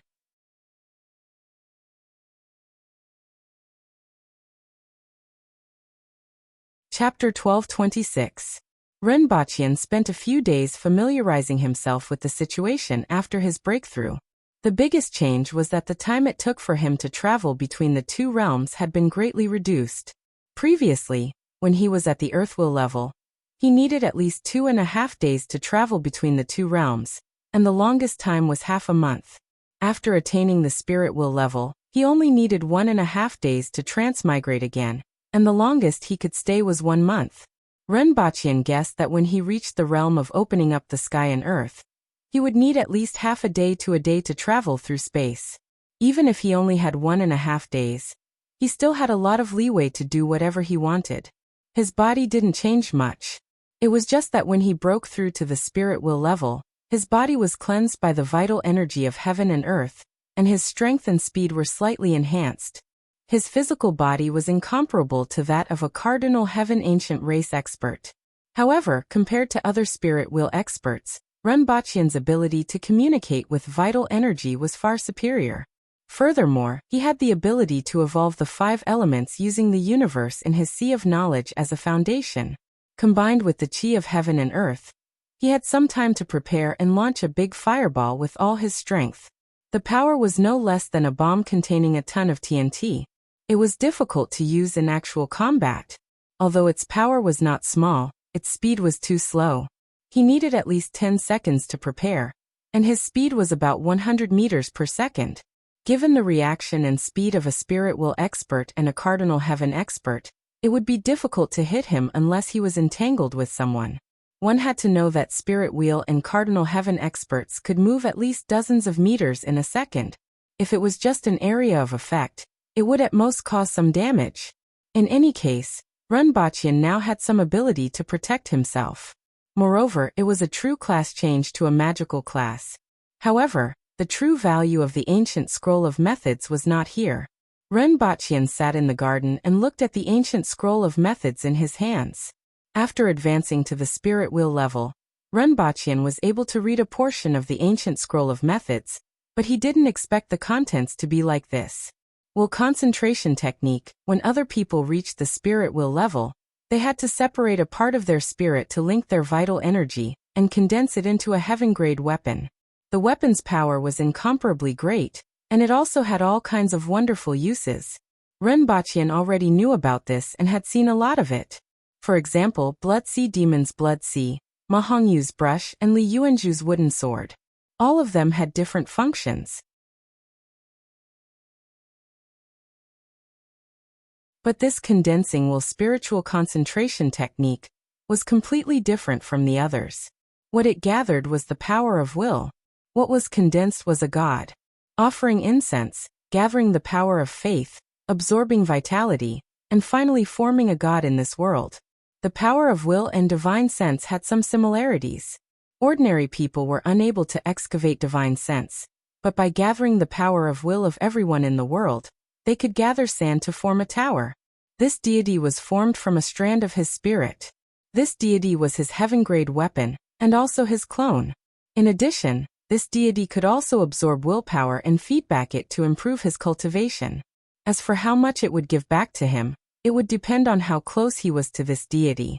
People's hearts were complicated, and they prayed for different things. Health, wealth, men, women, love, kinship, hatred, desire. The wishes of the people who prayed to the gods contained everyone's thoughts. Therefore, Even though the clone of the god used Renbachian's divine sense as the core, it also contained countless distracting thoughts. The greater the connection between Renbachian and the deity's clone, the more power he received, but the more distracting thoughts he received. On the other hand, if he received fewer distracting thoughts, the power of the feedback would be smaller. If he wasn't afraid of being attacked by countless distracting thoughts, and had enough power of will, he would be able to break through from the spirit will level to the heaven and earth level in a few years. At this point, Renbachian finally understood why he had to hover between life and death during the cultivation process of Rui visualization.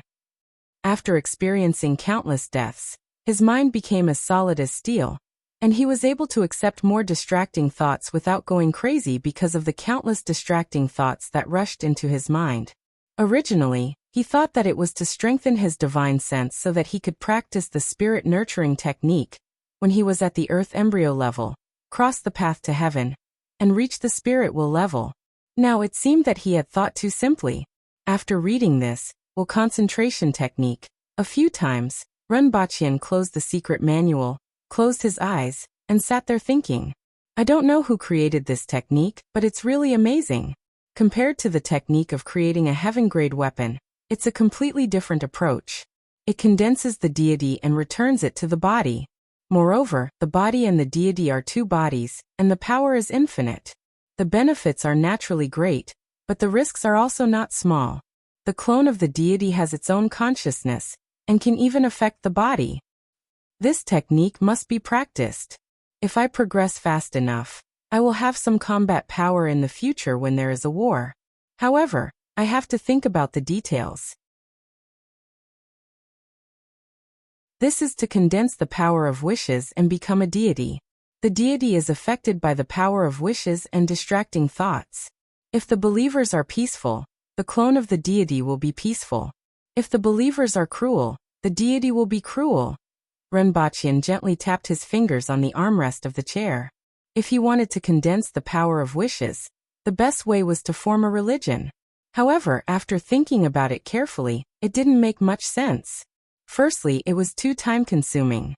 Secondly, the greatest significance of this religion was to gather believers and become a deity.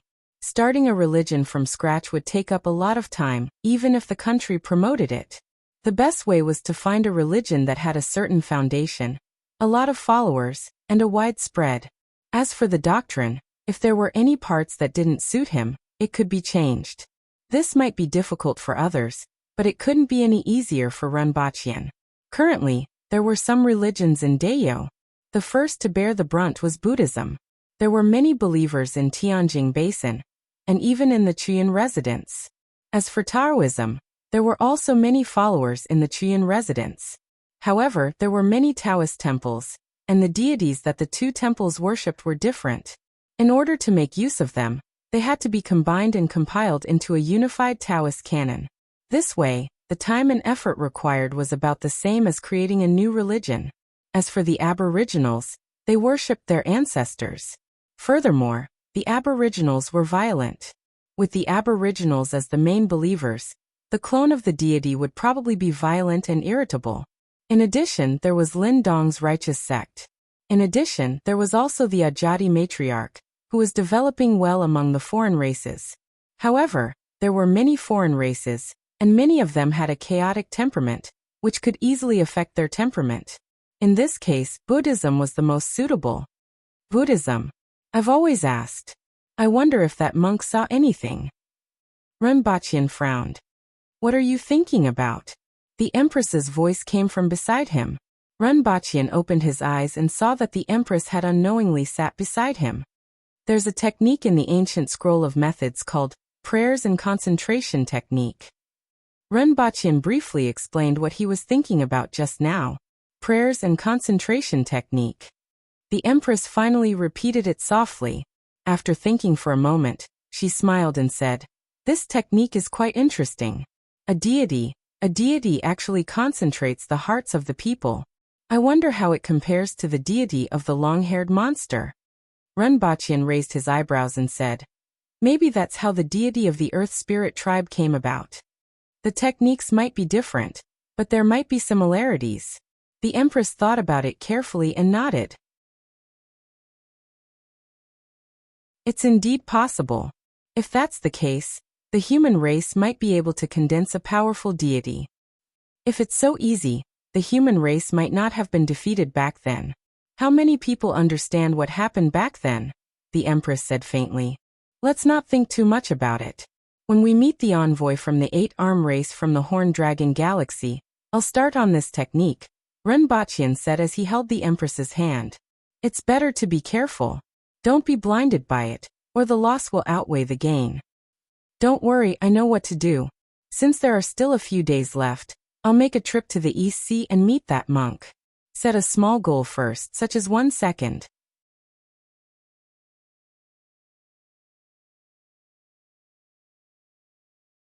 Chapter 12:27. If there was a Buddhist nation in the East Sea, this would be it.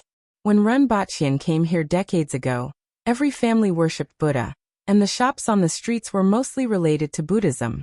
There were countless restaurants that were famous for vegetarian food. It seems to be the same as decades ago. Renbachian looked down at the East Sea from the sky. It was completely different from Wuxia City, which was full of sci-fi style. Over the past decades, the East Sea had been expanded and renovated, but overall, it didn't seem to have changed much. The flying car landed in the East Sea and headed for the Jingxin Temple. Most people who came here were like this, showing respect from the bottom of their hearts. There were even many people who walked to the temple, as if they were on a pilgrimage. The #1 temple in the world wasn't the result of a commercial operation. It looks quite comfortable this way, the Empress said softly. This style was similar to the first time she came to Earth. Is this an ancient city? I've heard from others that the abbot here is very powerful. I wonder if he can beat me. Erhua held her cheek with one hand and rolled her eyes. No one knew what she was thinking. How can this be considered an ancient city after a few decades? Don't get any ideas. Renbachian patted her head. That monk was very strange. He had long wanted to come again, but he always had scruples and couldn't make it in the end.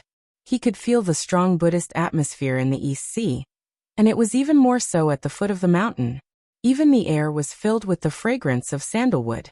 As he followed the crowd up the mountain, he saw people lining up to enter the mountain gate. Many people froze as soon as they stepped through the gate. All kinds of past events flowed into their minds, and all kinds of emotions surged from the bottom of their hearts. Some were crying, some were remorseful, and some were determined.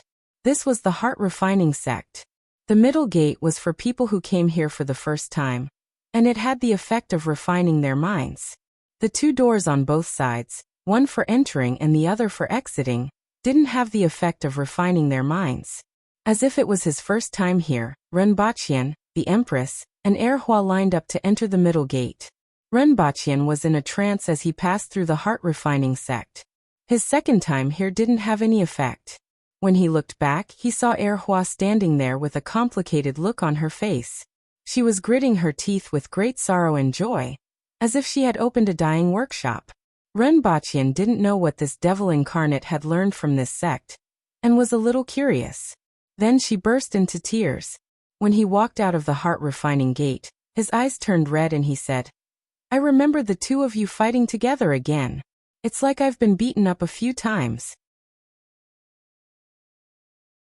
You're already an adult, yet you've learned to hold a grudge. Renbachian casually slapped the back of her head. Then he turned his head and looked at the inside of the temple. Compared to the past, the Tranquil Heart Temple was many times bigger. There were countless people in the temple, and it was unknown how many monks were passing through. It was dignified, grand, and caused others to not dare act rashly. Just by standing here, it caused one's mind to feel calm and tranquil, without joy or sorrow. Greetings, benefactors. Please follow me. A middle-aged monk walked to the 3 of them and placed his palms together. Renbachian immediately understood that the monk knew that he was coming. After crossing a small bridge, Renbachian looked at the huge lotus flowers in the middle of the pond.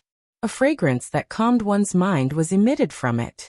The last time Renbachian came here, he didn't notice it. This time, however, he realized that the lotus wasn't an ordinary item. It was very beneficial to him. In particular, The effect of calming one's mind was very beneficial to his future practice of concentration technique. When they arrived at the main hall, Renbachian first lit a stick of incense, walked into the hall, and bowed to the Buddha statue in the hall. This was what he was supposed to do. He looked up and saw that the Buddha statue had its head lowered as if it was looking at him. He turned around and walked out of the main hall, following the middle-aged monk to the back of the mountain. Along the way, there were all kinds of wild beasts, such as foxes, black bears, and large snakes. All kinds of wild beasts wandered around the temple, and didn't avoid people. They were gentle, deeply influenced by Buddhism, and seemed to have become spirits. When they arrived at the back of the mountain, they saw a middle-aged monk in a white robe standing there with a warm smile on his face. He placed his palms together, and greeted the three of them. "Greetings, benefactors." "Greetings." Renbachian cupped his hands, and was surprised. The last time he met him was when he had just obtained the Empress's martial arts. 60 years had passed on Earth. At that time, this monk was around 30 years old. Now he should be around 100 years old, right? He actually looked like he was in his 40s. Taoists cultivated one's nature and life. They cultivated an impenetrable body, and had their own way of cultivation. Therefore, there were many Taoists who were over 100 years old. Buddhism cultivated one's nature and not life. Their physical body was just a cage, and they rarely cultivated it. Renbachian didn't know how this monk did it. Suwon seemed to know what Renbachian was thinking. He chuckled and said, "Buddhism also cultivates a raft to cross the sea of bitterness." Renbachian was deep in thought. "Great monk, are you the master of great monk Xingrua?" Erhua asked. "How is Xingrua?" Suwon asked with a smile. "Not very good. He has had enough of being a vegetarian. He formed a band with me to eat and drink," Erhua said with a mischievous smile.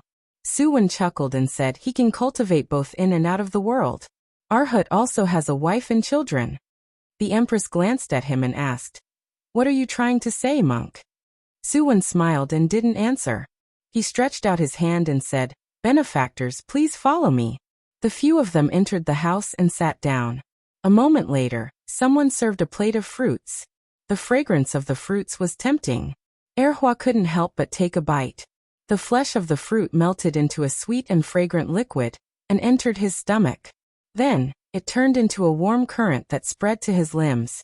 Erhua's eyes widened. She knew a lot about Earth. The essence chi here was sparse, and there were very few rare treasures. There was almost nothing that caught her eye. She didn't expect that this monk would have such a good thing. "Abbot, do you know why I'm here?" Renbachian took a bite of the fruit, and asked with a straight face. "I know a thing or two. Please go ahead." Everyone in the world is Buddha. Everyone worships Buddha, but they don't know how to worship the Buddha in their hearts, Suwon said and smiled. "If Buddha can accept it, so can Arhut." Renbachian's face darkened. This monk indeed knew. "Who are you exactly?" Suwon's eyelids drooped and said, "I am Buddha." Renbachian's gaze was as sharp as a knife, but Suwon didn't seem to notice it. Renbachian thought for a while, and his expression suddenly eased up. He smiled and said, "If I establish another sect, what will you do?" The teachings passed down by the Buddha are cultivated by the mortals, and they are Buddhists. Even if it is called the Divine Sect, Taoism, or the White Lotus Sect, why not? How should the teachings passed down by Arhut be named? What impact will it have? Suwon's words hit the nail on the head. According to him, Renbachian was Arhut and also a Buddha. No matter what the name of the sect he passed down was, or what the content was, the fundamentals wouldn't change. Renbachian understood this point and pointed at Suwon. He shook his head and said, "You have already understood everything. Everything starts from Arhut's heart." Suwon shook his head. "But it has nothing to do with me. Father, why are you talking in riddles with the big monk?" Erhua rolled his eyes a few times. "It's nothing." Renbachian shook his head gently. He had already understood the monk's words. "Abbot, what do you want to teach me?" Renbachian thought for a while and asked. "Arhut, you just have to follow your heart." Renbachian shook his head and acted as if he didn't say anything. Since this was the case, there was nothing more to say. This monk was too weird. He really couldn't imagine how there could be such a person on Earth. Renbachian thought to himself.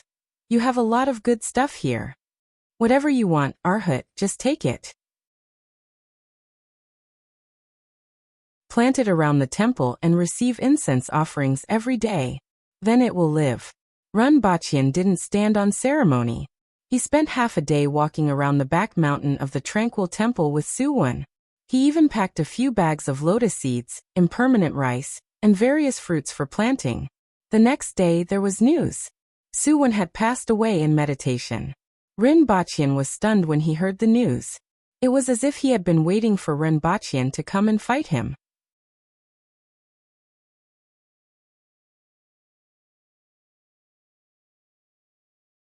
Chapter 12:28. Renbachian wasn't sure whether this strange monk was dead or not. If there were bones, Renbachian really wanted to dig them out. However, it was said that Suwon had left behind some instructions for his funeral in the main hall, when he suddenly dissipated. He was like a statue made of mud. He had suddenly dissipated and disappeared without a trace. Not even a speck of dust was left behind.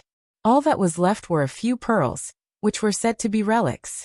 They looked similar to glass balls.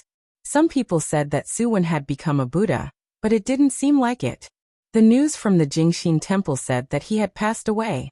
Renbachian couldn't be bothered to find out what was going on with this monk. The envoy from the eight-armed race was about to arrive on Earth. Renbachian first went back to Dayo and brought some people back. The Empress was an expert who had one foot in the longevity heaven realm, but she was the only one, which seemed to be lacking in grandeur. After all, the significance of one expert and a group of experts was completely different. Besides, no one knew what would happen after the eight-armed race arrived, and he couldn't let the Empress show up for everything. As for the candidates, Renbachian pulled a few aboriginal experts from the longevity heaven over. In any case, these people only had muscles in their heads and killing people. They were 100 times more barbaric than the officials in the imperial court. Even if they came into contact with Earthlings, they wouldn't be able to figure out that they were on another planet. Moreover, even if they knew that they were on another planet, it wouldn't affect them much. Renbachian selected Xian Cho, Bending, Su Feng, and Jupu Hua from the list. Xian Cho wasn't far from the intermediate level of the longevity heaven. Moreover, all four of them had brains filled with muscles and slaughter. They were boorish fellows who would either fight to the death, or fight to the death. This included the giant garden flower. There was a slight fluctuation in the air, and 5 figures appeared in the room. They felt their vision blur. And they were transported from the palace to another place, which surprised them. They were considered the strongest of the human race, but they didn't expect that the prince could bring them to another place in the blink of an eye. Your Majesty. They came back to their senses from the unfamiliar decorations, and saw the Empress watching a television program on a projector. The Empress's clothes were rather peculiar and completely different from Dayo's. Her hair was also casually scattered behind her head. Even the majesty of her body seemed to have lessened. The few of them felt that it was strange, but they didn't think much of it. Now that we are here, listen to Zhao Prince Consort's arrangements and don't cause any trouble. The Empress looked up and glanced at them. Where is this? The giant garden flower asked curiously. The chaotic star sea. Renbachian replied casually. In any case, they didn't know where it was. The rules here are different from those in Dayo. You can't hurt people at will.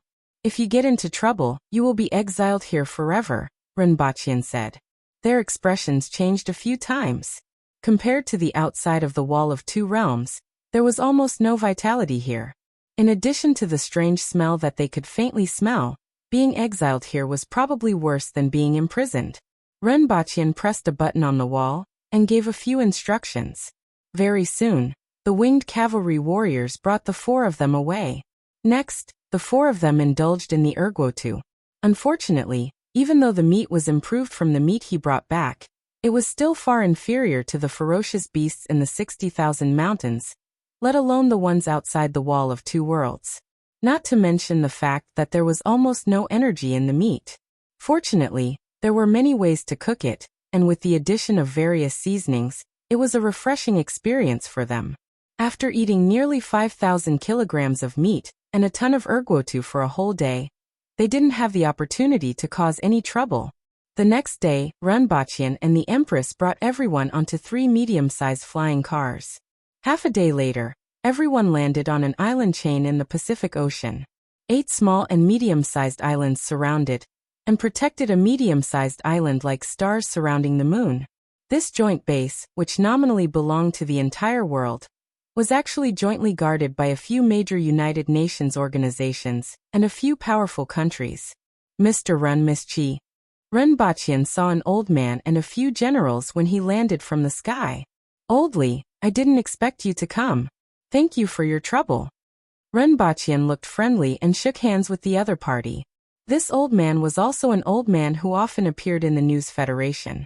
However, Runbachian had dealt with him decades ago. Oldly has become oldly. I have to admit that I'm old.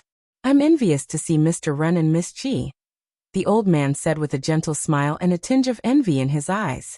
When he first met Runbachian, they were about the same age. Now he had the power that countless people envied, but time was like a knife that made people grow old. However, time seemed to have stopped for the other party. How could he not be envious? Those with power were most afraid of time. Which emperor, king, general, and minister didn't want to live forever? Both parties went to the base to talk for a while before Runbachian went back to rest. That Empress has an energy response of 63,000. As for these 4 people, this man has an energy response of 19,000, and the other 3 have an energy response of 15,000 to 17,000. Mr. Run has an energy response of 2,800. In another room, Oldly listened to his subordinate and was a little absent-minded. 63,000. When she caused trouble in the United States last time, her energy response was only 20,000. Furthermore, those 4 people are much stronger than those people from the previous time. Those people from the previous time had an energy response of about 4,000. They can be said to be human-shaped nuclear bombs, and they are much more threatening than nuclear bombs. Nuclear bombs are dead, but humans are alive. Such people can be said to be gods, and humans are completely unable to resist them. Our most powerful Earth-class expert doesn't have an energy value of more than 1,500. Another old man in military uniform said. It should be the so-called hierarchy. Runbachian has obviously surpassed the Earth class and is already at the Heaven class. As for the Empress and the others, they should be at a higher level, or even 2. Don't consider their threat. As long as no one provokes them, they won't do anything. After so many years, we should rest assured, Oldly said softly. If possible, no one wanted to have such a person in the world who could take their life with a wave of his hand. It was like a ferocious tiger sneaking into a rabbit's nest. However, the example of the United States was still in front of them. They really couldn't be provoked. Moreover, in front of those foreign races, they are the protectors of us humans. The stronger they are, the better. Oldly leaned back in his chair with a calm expression. Without them, how would we dare to meet those foreign races so easily? The Thunder Barbarians on the 4-leaf grass planet have already explained that ferocious tigers will only fight with ferocious tigers. As soon as he said this, everyone nodded one after another. No matter what thoughts they had, they kept them at the bottom of their hearts. At noon the next day, Runbachian received the news after lunch. He and the Empress brought Xian Cho and the others to meet up with Oldly and some other generals. They took a flying car to a building on another island. The huge platform outside was where the spacecraft would land. There were also high-level officials from the Rising Sun City, the United States, and other countries here. When they saw Runbachian and the Empress, they greeted them with kindness and fear in their eyes. After waiting for half an hour, they saw a black dot in the sky getting bigger and bigger. A medium-sized spacecraft that was 1,000 meters long spewed out 16 blue flames and slowed down as it descended. As the ground shook slightly, everyone became alert. This was the first time that Earth had welcomed extraterrestrial guests.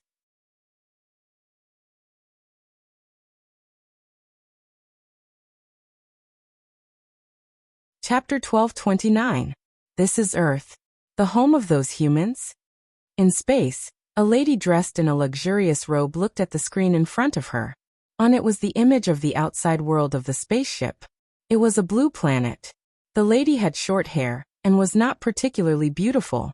However, she had a dignified aura that would strike fear into the hearts of anyone who saw her. 6 arms extended from the back of the robe. However, what caught people's attention the most was that each of her arms was emitting a faint golden glow as if they were made of metal. They were completely different from the other members of the 8-armed race. 3rd shaman were finally here. Another lady from the 8-armed race let out a long sigh. It was a novelty when they first boarded the spaceship. However, after a few months, the novelty faded and only boredom was left. I don't even dare to train here. I'm afraid that I'll crush those weak humans and the equally weak spaceship. Although those humans are weak, their things are quite interesting. We can move those interesting things back to the mother planet. They won't have any objections anyway. Of course, once we arrive at that place called Earth, even if they have any objections, it will depend on our mood. The 200 square meter room was furnished with a sofa, a soft bed, and a bar counter. Such a large room on the spaceship was considered extravagant. 6 ladies from the 8-armed race were either standing or sitting in the room. They were of different ages. The only thing they had in common was that they all had 8 arms. Other than the 3rd shaman, 2 of them had arms that emitted different shades of metallic luster.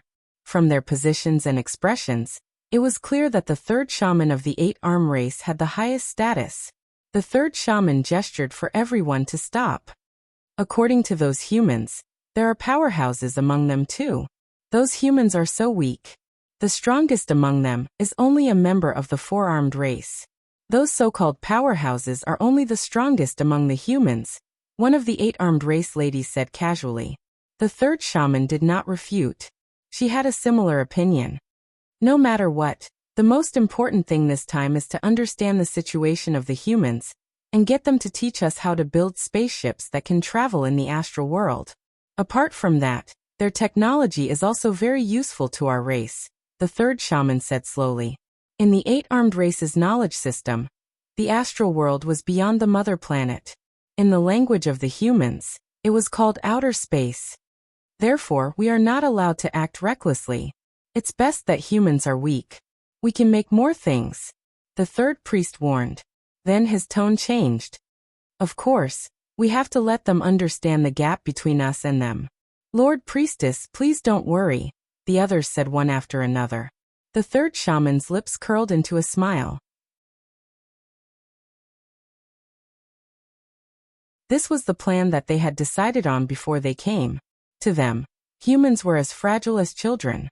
Even if they possessed powerful weapons and some useful technology, in the face of true power, everything had to bow down to it. Originally, it was the astral world that prevented them from exerting their power. However, when they came to Earth, it was like a baby with a huge fortune who opened the door to protect himself. At this moment in the command hall, there was a wavy pattern in the air in one of the corners. When one got closer, one could hear voices. It was the voices of the 8-arm race members conversing in the hall. Have you analyzed it? What are they talking about? The commander in the general uniform asked in a deep voice. No. This language is different from their official language. It's their ancient language that ordinary people can't grasp. It's only used by the royal family, the nobles, and the temple. Therefore, we don't have enough samples and can't analyze it for the time being. Furthermore, this language involves some very complicated things. When they use this language, a strange magnetic field will appear. This will take a longer time to analyze. Forget it. No matter what they are planning, the base is ready. The commander relaxed his brows. He hoped that everything would go smoothly.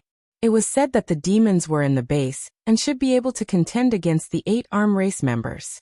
The commander was more concerned about his family and would be able to see them soon. Half an hour later, with a slight vibration, everyone in the command hall cheered. They were finally home. Informed the envoys of the 8-arm race. Although the commander hadn't completely relaxed, he wasn't as tense as before. At the large space station outside the node, everyone in the spacecraft had been inspected to prevent the microorganisms from the Horn Dragon galaxy from being brought to Earth. Otherwise, They would have to go through 2 weeks of quarantine before they could go home.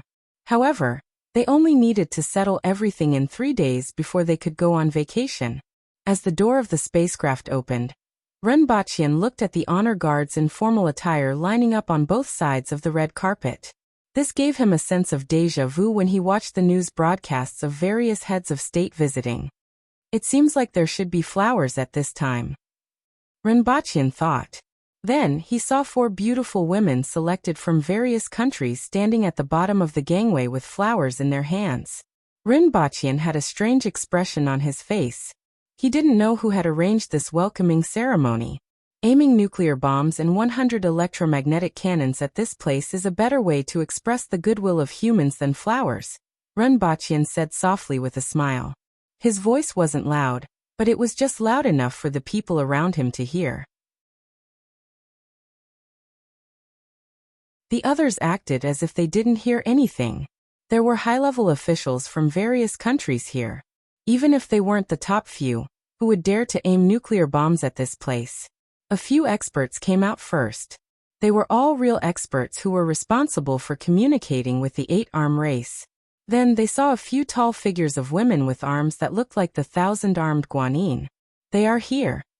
The envoys of the various countries made preparations to welcome the extraterrestrial guests. Suddenly, a ripple seemed to explode in the air, and a huge amount of energy exploded in front of them. From the Ba-arm race's envoys, there seemed to be energy pillars that reached the sky. A huge pressure came from the front, causing people to lower their heads and not dare to look directly at them. Bastard! Everyone had the same thought in their minds. What are they going to do? Everyone tried their best to straighten their spines and necks, wanting to look directly at the other party. They were the top group of people on Earth, and they represented humanity. No one wanted to bow down to the extraterrestrial guests. However, the huge difference in strength made every bone in their bodies groan. If the other party had the intention to kill, at least half of the people present would have exploded and died under this huge pressure. Fortunately, another huge aura erupted from the crowd at this time, reducing the pressure brought by the 8-arm race's envoys by more than half. The Empress, who was dressed in red, sneered with a cold look in her eyes as she strode forward. These damned foreign races. Although the Empress didn't mind being used as a weapon when there were benefits, she wouldn't be so proactive. However, these envoys from the 8-arm race reminded her of the damned foreign races outside the wall of the two world. She thought about the battle that had just ended. She thought about the people who had died. This gave her the urge to slap the other party to death. Streaks of barbaric and wild patterns appeared on the Empress's body. A few tall figures followed the Empress and walked out from the crowd. Their faces were filled with malevolent murderous intent. These ancient race experts, who were like savages, exploded the moment their auras collided. Die. Ha. The expert from the 8-arm race, who was standing in front of the gangway, exclaimed in surprise.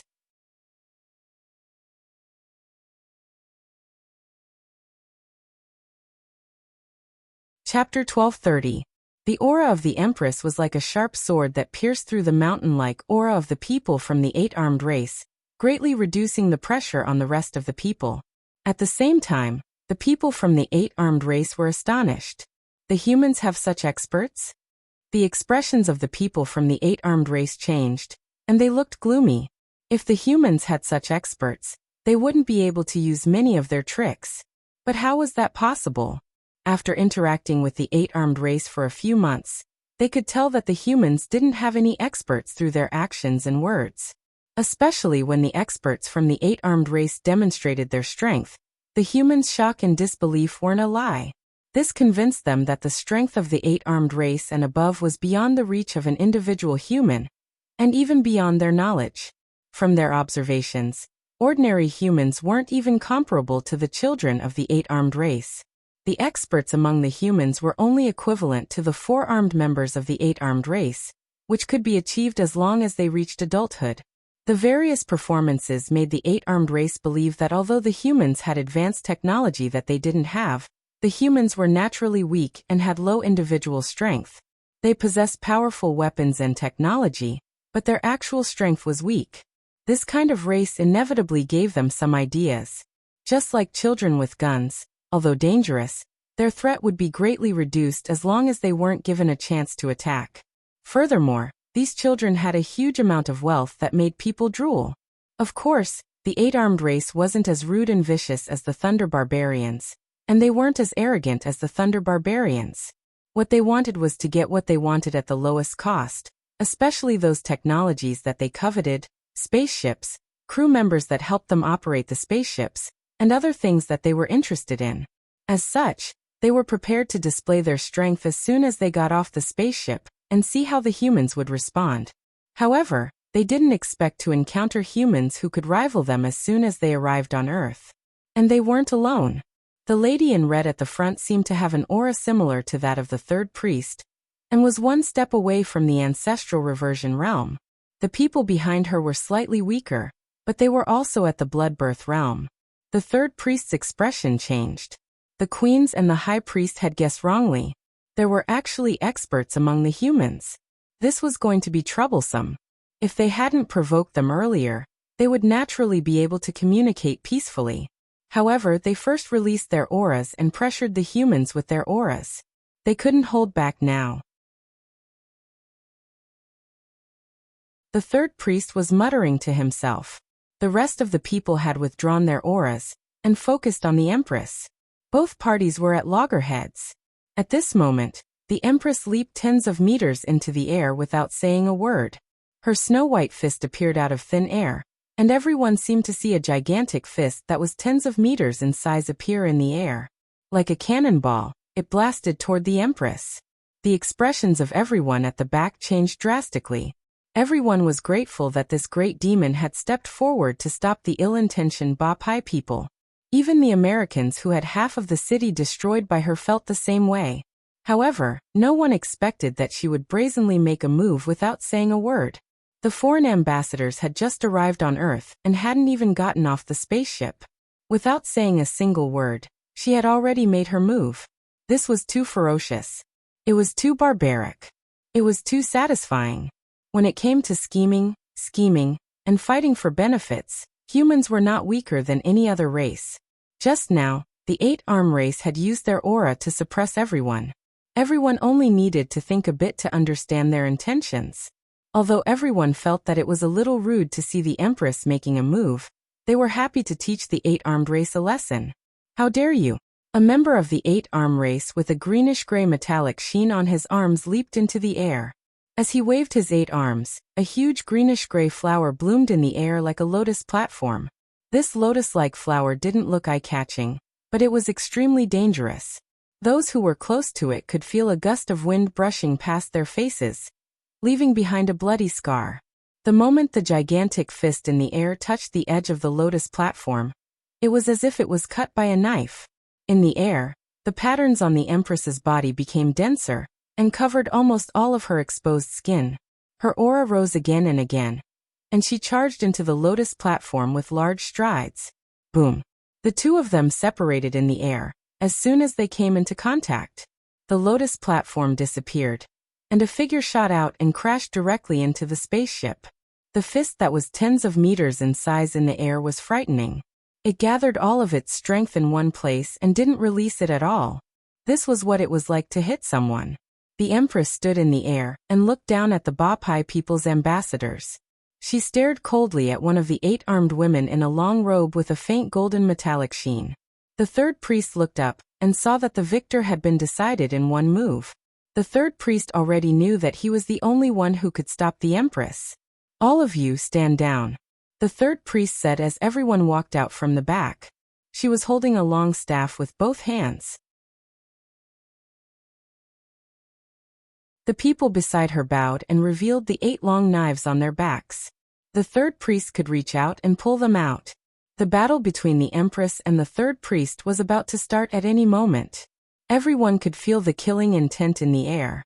At this moment, everyone heard aloud, Hey, can you hear me? Are you here to fight? Or is this your etiquette?" The Bapai people. The sound was as sharp and ear-piercing as metal scraping against each other, almost piercing their eardrums. Everyone wanted to cover their ears when they heard this sound. They turned around and saw a bald man holding a megaphone that was more than 3 meters long. The higher-ups of the various countries were at a loss. Where did this megaphone come from? Isn't this human etiquette? The third priest turned around and looked at Runbachian as his voice rang in everyone's ears. Your Chinese is not bad. You know the whole story. If this continues, we will think that the Bapai people are here to demonstrate their might and want to provoke a war with the humans. All the people from the Bapai people glared at Runbachian. The third priest's eyes were also filled with coldness. The eyes of the leaders of the various countries twitched. Oldly looked at Runbachian, and then at the people from the Bapai people who had yet to disembark from the spaceship. Inform everyone to prepare for battle. Put down the flowers and pick up your weapons. The Americans almost jumped up when they heard this. However, before they could finish, they were stopped by the man in the middle. Shut up, Brown. If they want war, we will give them war. Of course, everyone knew that this was impossible, but they still had to show their attitude. The people from the other countries pondered for a while and didn't speak again. Now humans were on the same side. When he heard the voice behind him, Runbachian said in a deep voice, "Our goal is peace. We want the intelligent races to develop together and advance hand in hand. This is the common pursuit of all intelligent races. However, if you want war, then we will give you war." Although the third priest didn't fully understand, he realized that everyone's gaze had changed. The human soldiers in the distance dispersed into battle formations and picked up their long-barreled weapons. This is troublesome. The third priest frowned. These humans were tougher than she thought. Most importantly, there were experts among the humans who could compete with them. Their plan couldn't be realized from the start. Sir. The people from the Bapai people behind her drew their weapons and got into a defensive stance. The third priest pressed her arm down and said, "Everyone stop." She then looked up at the Empress and placed her hands on her chest. "We came with goodwill."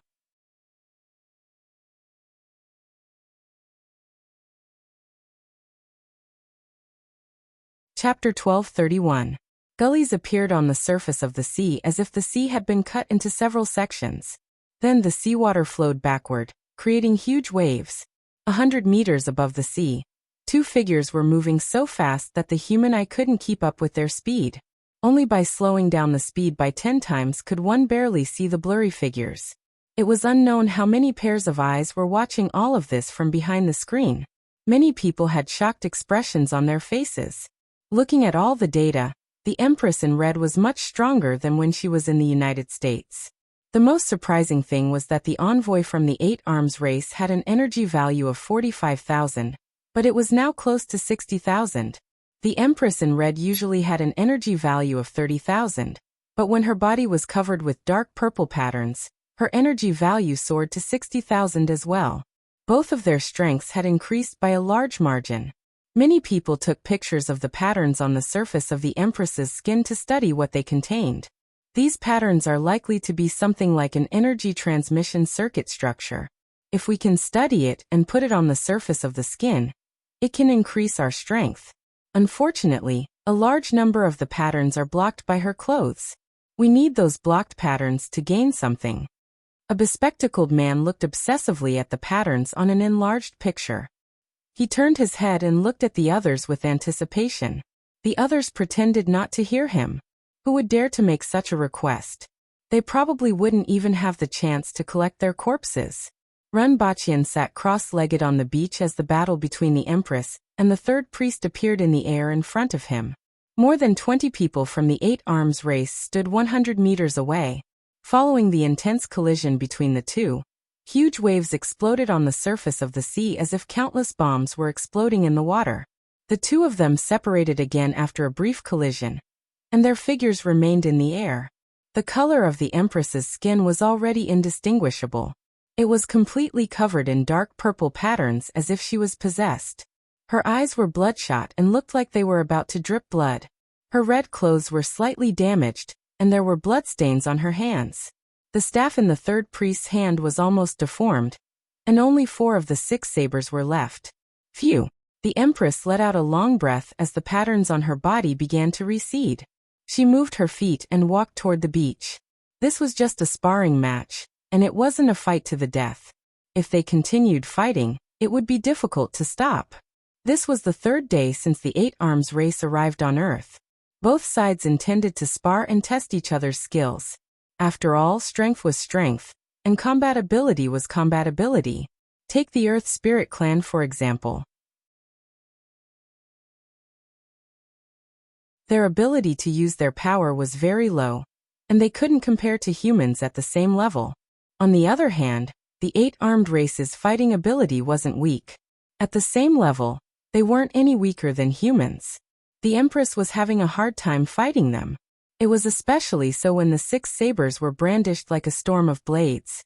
On the other hand, the long staff was both offensive and defensive. How was it?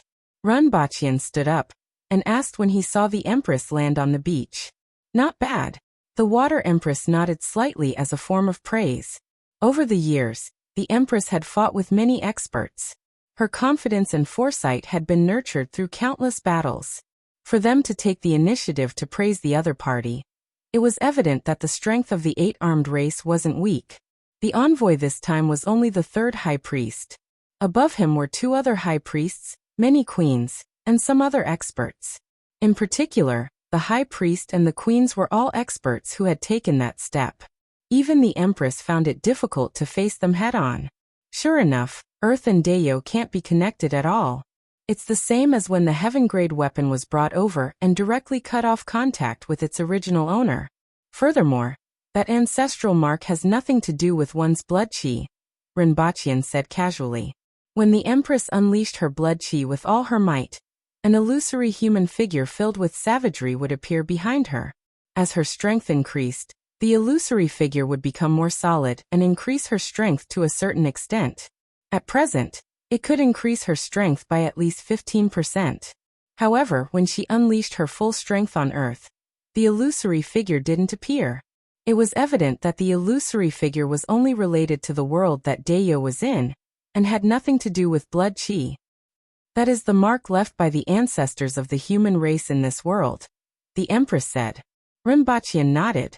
According to the Empress, that was a mark left by the ancestors of the human race in this world. When the strength of the human race reached a certain level, and activated their blood chi with all their might, that mark would condense. This was something that current technology couldn't understand. Wuxia turned to look at the Empress. Although her expression was cold, he could see the joy in her eyes and that she was in a good mood due to their familiarity. With her strength, she was already invincible among the human race. Furthermore, she rarely had the opportunity to fight with experts from the foreign races. It was rare for her to meet an opponent who was similar in strength to her. If we establish friendly relations with the 8 Armed race, there will be more opportunities to learn from each other in the future. When your majesty improves, you can learn from the queens of the 8 Armed race. Wuxia said. Not bad. The Empress nodded and was in a better mood. Someone was already waiting at the side. After the 2 parties bade farewell, they took the 8 Armed race delegation elsewhere, and officially began their visit to Earth. Until now, the 8 Armed race still couldn't understand why the Empress, with her strength and bearing, wasn't a member of the upper echelons of the human race. In their opinion, the leader of a race was usually the strongest person in the race. However, humans were completely different. The higher-ups of the human race that they saw were all very weak. Wuxia felt that this was normal. In his opinion, in the absence of external enemies, the higher the level of civilization, the lower the value of individual strength. After leaving the base, Wuxia and the Empress went to another laboratory to conduct a test on the Earth Spirit. The results were as expected. When the Earth Spirit died on Earth, the electromagnetic waves dispersed by 10 meters before dissipating. They didn't disappear into thin air like they did in Dayo. It was as if they had entered another space and were sent back after their bodies recovered. It was like uploading and downloading data. On Earth, the electromagnetic waves would disperse after traveling for 30 feet, just like ordinary electromagnetic waves, before finally dissipating. At the same time, the physical recovery ability of the Earth Spirit also disappeared. It was a little unexpected, but it was also reasonable. Renbachian reckoned that it was because the life form they shared wasn't in the same world, so they couldn't transmit life force. After obtaining the results of the experiment, Renbachian was even more interested in the deity of the earth spirit. Whether it was life-sharing or divine sense soul, they could be transmitted and received just like uploading and downloading data. If he could crack this ability, he would be able to create an immortal body. Renbachian thought about it. Even if he could crack the uploading and downloading ability of divine sense, he could use cloning technology to directly replace the body and create an immortal body. Furthermore, he wouldn't have to worry about being captured and tortured to death like the earth spirit. Renbachian felt excited at the thought of this, but the biggest problem was how to capture the deity of the earth spirit. Based on the deity's ability to break through space, it was impossible to capture him. You're tuning in to the Li Mei's Wuxia Whispers YouTube channel. We're so grateful for your support, and don't forget to subscribe to join us on this incredible journey through captivating stories. Your generosity through donations truly makes a world of difference, as it's the primary source of revenue that allows me to expand and enhance this channel for you. Thank you from the bottom of my heart for being a part of this adventure.